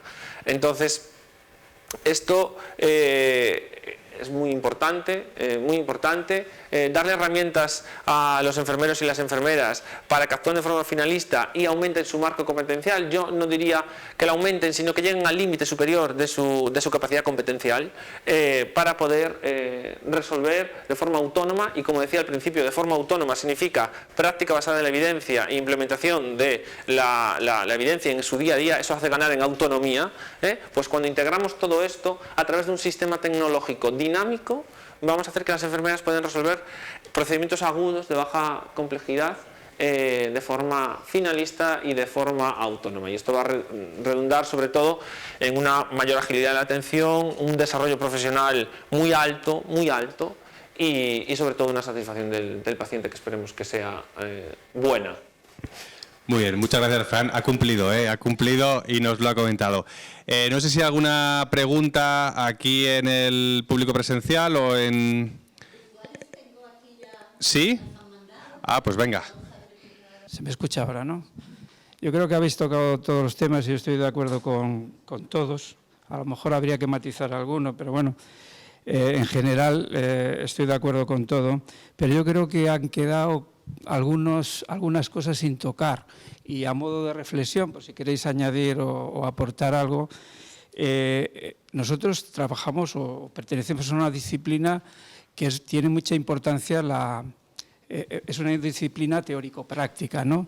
Donde el conocimiento, y hablábamos de conocimiento, el conocimiento tácito, no el que proviene de la investigación, sino el conocimiento tácito tiene mucha importancia, ¿no? Y esto es un reto para las organizaciones, cómo integrar esa experiencia que cuando se jubila un enfermero se pierde. Eso es una asignatura pendiente. Otra asignatura pendiente, hablamos de implementación y hay una ciencia de implementación. O sea, hay un cuerpo de conocimientos bastante desconocido incluso para los que nos dedicamos a la práctica basada en la evidencia. Hay un cuerpo de conocimientos de cómo implementar la evidencia a la práctica clínica, pero ese cuerpo de conocimientos generalmente no se aplica. Se lo damos por supuesto de que implementar se puede hacer con formación o simplemente de una forma pasiva, escribiendo un protocolo, escribiendo una guía de práctica clínica, pero no aplicamos los métodos que la evidencia ha generado en materia de ciencia de implementación, ¿no? Y luego también se ha hablado de unidades de transferencia, ¿no? Yo conozco pocas, pero sí que conozco que las empresas multinacionales, y a lo mejor el Servier a lo mejor nos lo puede ilustrar, ¿no? Tienen centenares de personas trabajando en unidades de transferencia, en unidades de gestión del conocimiento. Y en cambio, los hospitales, los sistemas de salud tienen muy poca gente dedicado a esto, ¿no? Y esto también es otra asignatura pendiente, ¿no? Sobre todo ahora que estamos en periodos de un cambio muy rápido, esa sociedad líquida de la que nos hablaba el filósofo Zaumann, que estamos, y estoy hablando de las enfermeras clínicas, bastante agobiadas, con muchas cargas de trabajo, y encima tenemos que estar actualizándonos constantemente. Con lo cual, yo creo que sí también es una asignatura pendiente que se ayuden a esas enfermeras. Lo hemos visto ahora con la pandemia, como obligaban a estar actualizándose conocimientos en muchas materias y cómo precisan de las organizaciones para que se les ayude. No tanto ya que acudan y puedan consumir evidencia y sepan cómo transferirla, sino que la propia organización tiene que ser sensible a esto, a este cambio tan rápido y aportar una ayuda, ¿no? Bueno, esas son reflexiones así a vuela pluma.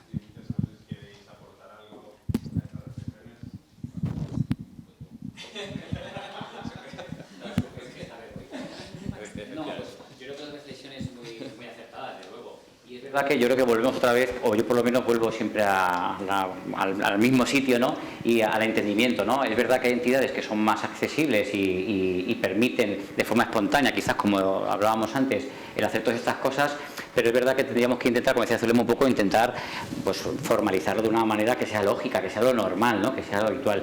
Por ejemplo, ponías el ejemplo de la pandemia y es verdad que dices, oye, es que las enfermeras se han necesitado formar. Pues, por ejemplo, uno de ejemplos que se realizó durante esa pandemia fue durante justo, o sea, esto fue, yo creo, bueno, nos encerraron más o menos en marzo, ¿no? Pues ya en abril, el responsable del centro de simulación del 12 de octubre me llama a mí, que sabe que yo me quedaría en casa porque los alumnos también están en videoconferencia, y recoge a 2 o 3 personas, uno que está debajo, otro no sé cuántos, y montamos, bueno, por supuesto, se pone en contacto con la dirección del hospital. La dirección del hospital, por supuesto, lo ve todo bien, porque claro, a ver, en ese momento pues no había otra historia, y montamos una mini sala de simulación cerca de las unidades de críticos. ¿Para qué? Para que todas las enfermeras que en un momento dado necesitaban formación, apoyarles ahí. Eso nació espontáneamente, pero dices, oye, si eso es lo que hemos hecho esta vez y han pasado por ahí un montón de enfermeras que a lo mejor no han pasado nunca por críticos y les hemos enseñado a aspirar con un sistema de aspiración cerrada y les hemos enseñado 4 cosas que les va a venir muy bien, aunque sean aspectos técnicos luego, es verdad que intentamos darle un carácter de toma de decisiones porque la enfermera es muy capaz de hacer todas estas cosas, pues venga, es un ejemplo. Si ese ejemplo lo vamos cogiendo poco a poco, son pequeñas pinceladas, y si en un momento dado lo intentamos normalizar, porque además vamos a poder normalizarlo porque tenemos diferentes profesionales que lo entienden como algo correcto, pues se enlaza con tu demanda. Existen, pero hay que intentar que florezcan. Yo creo que, no sé qué pensáis, pero... Sí, hombre, la pandemia yo creo que nos ha enseñado mucho y de las cosas buenas que nos ha dejado, que nos ha dejado muchas malas, una es esa. Obviamente han florecido cosas que esperemos que no se pierdan. Sí, exacto. Javier, no sé si vas a comentar algo. Bueno, de acuerdo en todo lo que planteaba. Yo creo que ese conocimiento tácito que decía que se puede perder en la persona que se jubila, yo creo que realmente probablemente se pierda poco, porque ese profesional habrá estado trabajando en un contexto con otros compañeros y seguramente ha ido impregnando de esa manera esos conocimientos al resto de sus compañeros. Yo creo que ahí no se tendría por qué perder mucho. En lo que dices efectivamente de la transferencia, de cómo implementar la evidencia, efectivamente, implementar no es difundir. El difundir un folleto, y hay que hacer una estrategia con un plan establecido para poder implementar esas evidencias. Y hay que ayudar a los profesionales y en ese sistema de ayudas, en lo que nos contaba Frank, claro, en la pirámide de Haines, en la cúspide de la pirámide está ese sistema de ayuda en la toma de decisiones, que sería implementar en las historias clínicas que cuando una enfermera va a poner un apósito, si uno de plata y resulta que no registrado, que tiene infección, pues le salte un aviso que le diga: si no tiene infección, no procede indicar esto, ¿no? Efectivamente, ese sistema de ayudas yo creo que son fundamentales y en las que, bueno, pues tenemos que ir avanzando, conforme un poco con las reflexiones que nos planteamos. Muy bien. Gracias, Javier. No sé si hay alguna otra pregunta aquí en la sala. Tenemos, pero primero voy a decir un par de reflexiones que nos llegan virtuales. Se van a leer un poco, alguna que dice: la enfermería tiene que ir más allá de la formación y clínica, y ahí está la investigación y formarse desde la universidad, que habéis mencionado todos. ¿Debe la investigación ser la base para la formación en enfermería incluso? Y también que efectivamente, y Esther lo mencionó, también debemos transferir el conocimiento enfermero a la ciudadanía. Entonces, pienso... Muy interesante esa última. No hemos hablado evidentemente del rol que pueden los pacientes jugar en este partido, valga la... donde efectivamente en la investigación, tanto en la investigación como luego en la aplicación asistencial, el rol que puedan tener los pacientes o la ciudadanía, la población en general. La atención sanitaria no se entiende sino desde el respeto por los valores y preferencias de los pacientes. Es decir, por mucho que la evidencia apunte a que la mejor opción para usted sería una cirugía o sería tal, al final el paciente tiene la última palabra. Su preferencia. Claro, entonces yo creo que eso tampoco, como en todo en esta vida, no nos tenemos que dejar elucubrar por nada, ¿no? O sea, la evidencia es fundamental. Para mí, basar los cuidados en evidencias es fundamental, pero la práctica basada en la evidencia, esa es una de las 4 patas. Hay otras 3, que son los recursos, que son la expertise del profesional, ¿no? y su valoración de, como decía Ignacio, este caso concreto. No podemos aplicar la evidencia a todos los pacientes sin valorar la pertinencia en cada caso. Y desde luego los valores y las preferencias de los pacientes. El paciente puede decidir no operarse asumiendo lo que eso conllevaría, pero desde luego, además en España está regulado por la Ley de Autonomía del Paciente. Tiene pleno derecho a decidir, una vez informado, cuál es la opción por la que quiere optar. Entonces, yo creo que, a ver, que hablamos y nos venimos arriba, yo me vengo muy arriba de la evidencia, pero vamos a ver, que tratamos con personas, y que nosotros, nuestro deber, para mí, termina en proporcionar a la persona la información basada en la mejor evidencia disponible, y a partir de ahí ya es el paciente. Sí. Hola, buenas tardes. Agradecerles lo primero de todo el foro y el panel, porque me ha resultado súper interesante. Lanzar primero una petición a los docentes. De verdad, la investigación yo creo que debería ser un concepto incluso transversal en toda la formación, porque los que estamos luego en el otro ámbito, los gestores, y efectivamente alguien lo ha comentado, necesitamos buscar recursos, gente que esté dispuesta a meterse en este lío, porque realmente no lo ven tan siquiera al principio como algo interesante. Nos cuesta muchísimo, nos cuesta Dios y ayuda. Hay gente que sí que ha tenido una formación de posgrado más específica en esta área, pero no es lo habitual. Lo habitual es que la gente sale y, bueno, pues con vosotros que hemos tenido más relación por la escuela, efectivamente lo primero que quieren es hacer mano y proyectos de investigación, y te da rabia porque dice gente joven que podría aportar mucho. No sé, yo sería una petición de que ese gusanillo de la investigación desde esos primeros pasos estuviese. Luego es verdad que lo habéis comentado, los gestores tenemos el gran compromiso de fomentar esta área. Los recursos son limitados y cuando empiezas a repartir gente, crear una unidad de investigación supone sacar un recurso de otras áreas y no se ven los resultados tan a corto plazo, porque aquí funcionamos, pues tengo tantas camas, voy a poner tantas enfermeras, y sin embargo una enfermera en la unidad de investigación, ¿qué está haciendo? Al final es la pregunta que suele plantearse. Nosotros apostamos por ello y creamos una unidad de investigación enfermera, solo y específicamente, y es otro tema que ha quedado por ahí, las unidades multidisciplinares o no. En el ámbito de la primaria, tengo la experiencia, era de otra forma, pero en el ámbito hospitalario hay muchos riesgos cuando se crean unidades multidisciplinares de acabar en esa mezcla, y a lo mejor resulta muy feo decirlo así, pero al final la enfermera acaba haciendo la extracción de la muestra o tomando una serie de decisiones muy básicas y no participando en el proyecto de investigación como tal o como investigadora principal. Ese riesgo existe. El crear la unidad de investigación, en nuestro caso al menos, que es una enfermera nada más, pero está dedicada solo y exclusivamente a la investigación enfermera, ha hecho poner en marcha proyectos de investigación solo de cuidado, o de técnica o de cuidado específico, con resultados y luego resultados que podemos evaluar. Y ese impulso ha ayudado, pues eso, a que haya una difusión en todo el hospital. Cuando hemos empezado a mezclar, hemos visto riesgos de fagocitar, de dedicarnos a otras cosas que creemos que no son las nuestras. Y muchas gracias por vuestra actuación. Gracias. No sé si tenéis alguna puntualización. Efectivamente, dentro de que la investigación en grado es solo para consumo de investigación y que los recién graduados no deberían estar liderando proyectos de investigación porque no son competentes para ello, sí que creo que es un contenido que debe ser transversal y desde luego que las universidades doy fe, al menos en todas las que yo conozco, que ya son algunas, y actualmente en la que estamos implementando el grado, en la Universidad de Nebrija, se trabaja con este contenido de manera transversal. Desde primero, con toda la parte de alfabetización informacional, y menciono otra vez a César Manso, hasta metodología de la investigación en cuarto y trabajo fin de grado.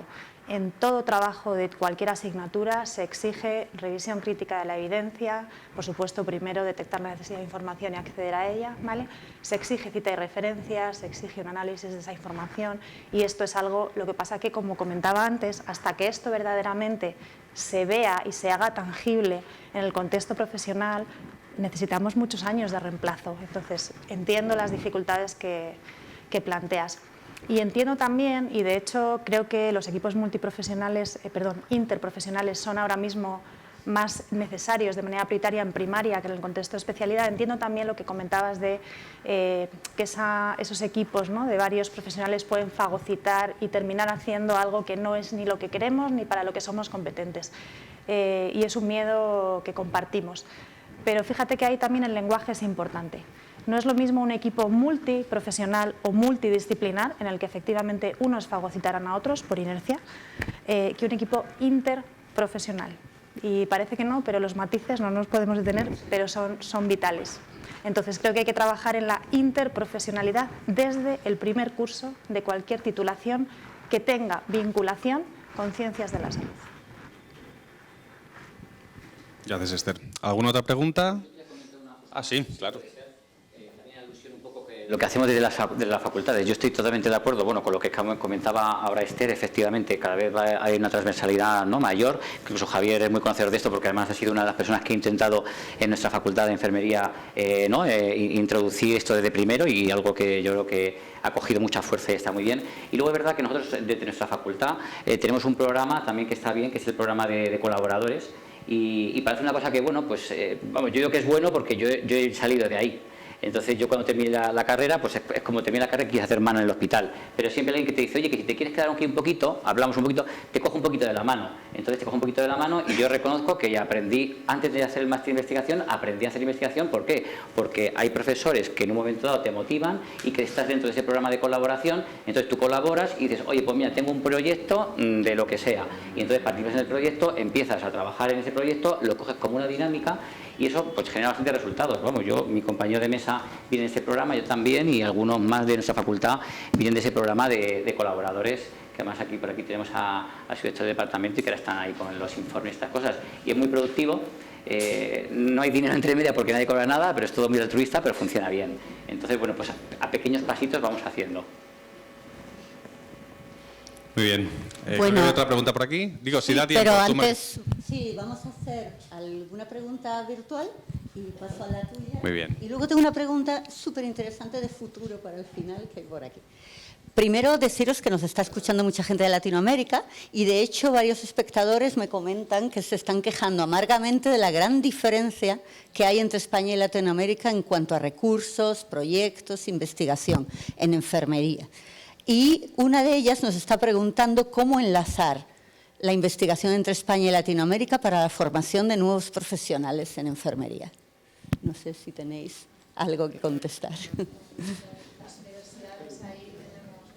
Tenemos que recoger la lanza y se trabaja activamente en convenios marco de colaboración, ¿eh? O sea que... Yo creo que ya hay algo bastante. con alguna universidad aquí concreto y con profesores en concreto, ¿no?, que colaboran con proyectos. Pero sería muy interesante, quiero decir, vamos, yo tengo algún nexo, ¿no?, en el ámbito de la investigación con compañeras de Latinoamérica y yo creo que sería una oportunidad muy importante y de mucho interés, ¿no?, colaborar con A ver, ahí con porque ellos. Nosotros en nuestra facultad iba a hacer varios convenios y, por ejemplo, yo por el caso personal, además aquí tenemos a un compañero Oscar Arrogante, ahora tenemos un grupo con una persona que es experta en una formación que es de Colombia y hemos hecho una sinergia y tenemos un artículo ahora que nos han aceptado en esta revista, o sea que bueno, pues sí que se van haciendo cositas poco a poco.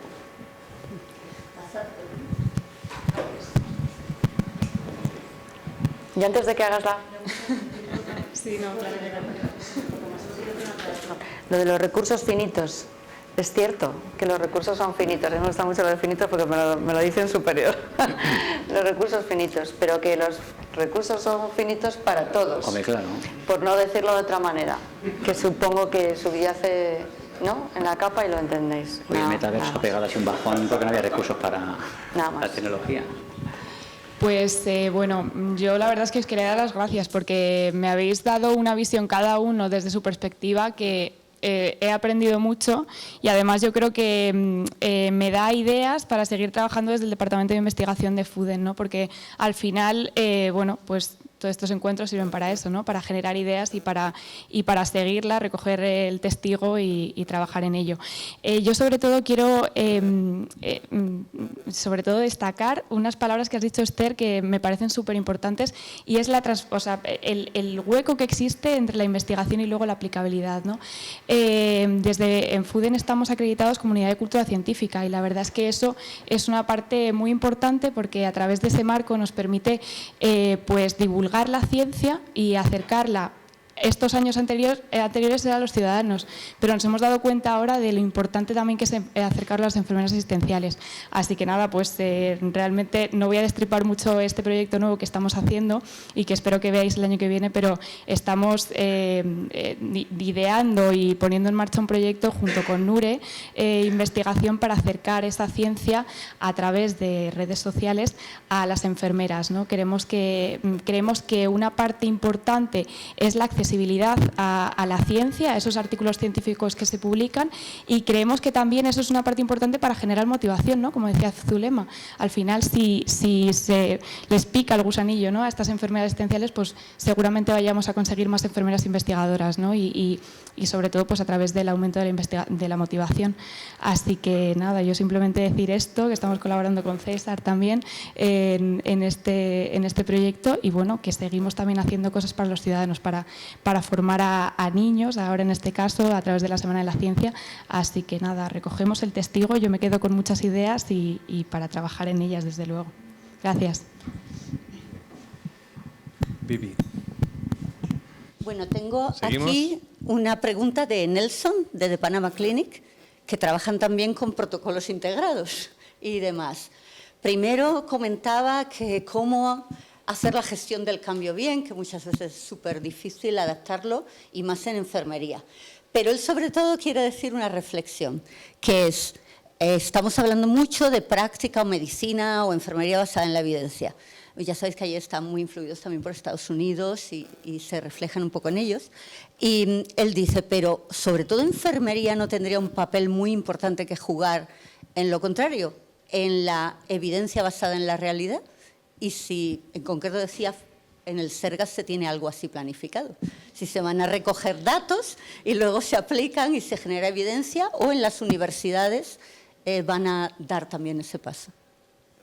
Por eso decía, ¿es una pregunta de futuro? Muy bien. A nivel de gestión... De gestión del cambio, yo creo que bueno, pues que efectivamente cuando tu responsabilidad es en gestión y estamos hablando de investigación y cómo llevar esto a cabo, tienes que tener claro en mente qué es lo que quieres, ¿no? Cómo quieres motivar a las personas, cómo quieres llevar a cabo un desarrollo de esta envergadura, y que me podría llevar una hora contarlo, ¿verdad, Patricia? Entonces sí que se puede hacer gestión del cambio, pero se necesita muchos elementos. Voy a contar que en mi caso, en aquella ocasión o en aquella oportunidad, la gestión del cambio fue un detonante muy concreto, que fue justamente la implementación de un sistema de información para las enfermeras, Y aquello fue una experiencia inenarrable. Yo venía era experta, o había estado en otro hospital implementando el mismo sistema, y cuando llegué al gran hospital pues no había ningún sistema de información específico de enfermera y tal. Y las enfermeras hacían cosas en las que perdían mucho tiempo, ¿no? Como abrir cajones, sacar historia, pasar la temperatura, cerrar cajón, abrir cajón, sacar la siguiente historia, y así hasta 23 o 29 pacientes que había en cada unidad. No es eso lo importante o lo que detonó aquello, pero sí que una visión puntual acerca de eso y mi experiencia en la implementación de un sistema de información y en la que habíamos valorado pues las mejoras que se supuso, ¿no? Cambios en la cultura de los profesionales, de seguir la metodología enfermera, un cambio de cultura muy importante. Entonces pensé, cuando llegas dices, ¿por dónde empiezo? ¿No? Tú tienes tu visión y eso cómo lo formalizo, cómo definir la estrategia y cómo tal. Y eso se presentó como oportunidad, porque a mí me inquietaba que las enfermeras en ese contexto no tuvieran la aplicación como el otro hospital más pequeño. Entonces surgió la oportunidad de poder implementarlo. Quiero informatizar el proceso de atención de enfermería, y entonces bueno, pues nos pusimos a trabajar en ello, y a pesar de los recursos finitos, pues hubo ocasión de hacerlo y llevarlo a cabo. Entonces tienes que plantearlo como una gran estrategia para la organización. Lo primero que hice fue dirigirme a toda la organización, y eso implica a todos, ya sabéis a quiénes todos, y comunicar qué es lo que se va a hacer, pues para que no haya sensibilidades alteradas, ¿no? Porque ya tenía experiencia previa y algo había ocurrido. Pero bueno, eso no era lo importante. El hecho es que acometimos el proceso, y cuando empezamos a arrancar nadie creía en ello, porque había habido experiencias previas de informatización y habían fracasado todas. Y entonces cuando íbamos a contar que íbamos a informatizar el proceso de enfermera, y además con ese aplicativo en concreto, miraban así el reloj y decían, bueno, no nos creían. Total que el éxito de todo aquello fue, insisto, la pasión en querer hacer algo que sabes que va a reportar beneficio y que vas a convencer a la gente, eso de base, pero definir una buena estrategia de implementación. Y fue un éxito. La estrategia de implementación, a grandes rasgos, aspectos que contemplamos para poder motivar y que a la gente la interesara, pues fue tocar a gente, o que viniera gente que realmente tenía motivación, o que quería compartir con nosotros, o que quería colaborar. Contar con esas personas, formarlas a propósito de qué es lo que queríamos hacer, conocer el aplicativo, cómo iba a ser el despliegue, o sea, hacerles partícipe. En definitiva, la implementación no era cosa mía de la dirección y una invención, sí lo era, pero lo que quería era participarles el proyecto, que fuera suyo, que lo hicieran suyo, y cuando a alguien le das la oportunidad de participar en la estrategia, en la implementación, etcétera, va rodado. Tienes que hacer algunos añadidos más, como es facilitar tiempo, facilitar horas, contratar personas, etcétera, para poder ayudarles y para poder, bueno, pues que libren, quiero decir, alguna prebenda, ¿no? Algún beneficio que les reporte, y al final eso se contagia.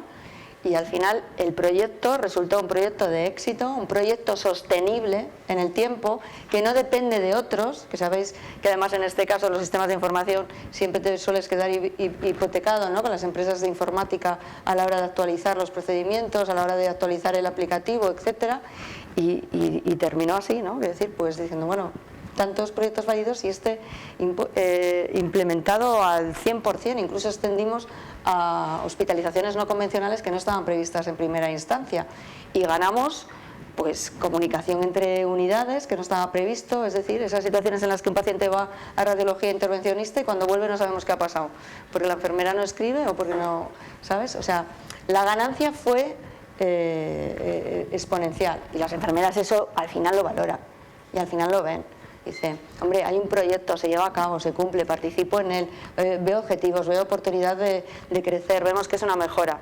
Esa es la gestión del cambio. Eso fue el detonante para todo lo demás.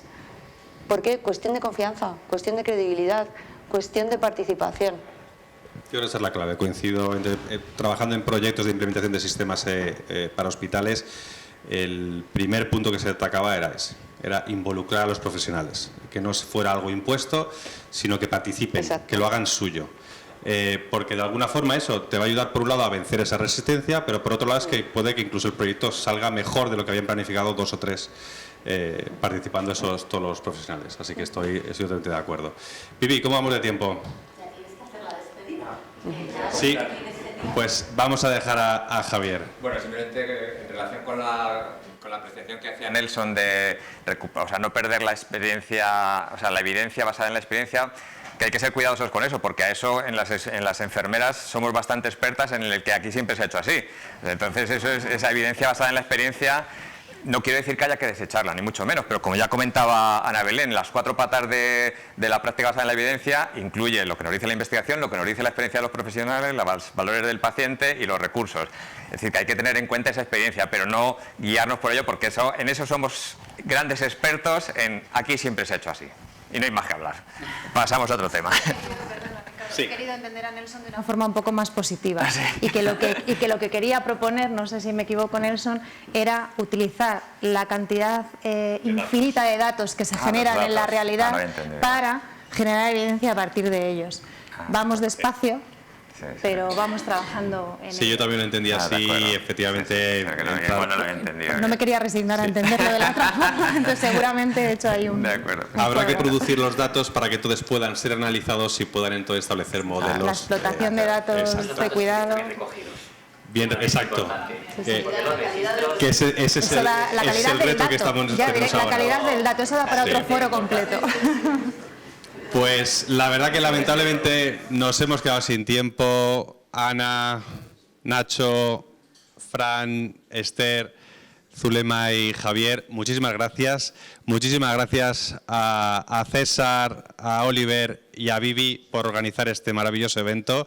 Esperemos que haya más, le pediremos un poquito más de tiempo y de verdad, sobre todo, bueno, gracias a todos los asistentes, ya sea aquí presencialmente o en remoto, que nos han acompañado, espero que haya sido de interés. Yo creo que sí, muchos perfiles y mucha información que nos han dado estos ponentes. Así que gracias a todos, que paséis una muy buena tarde y recordar que en 10-15 días tendréis disponible la grabación de la sesión y un resumen pues, con las principales conclusiones de la sesión. Gracias a todos.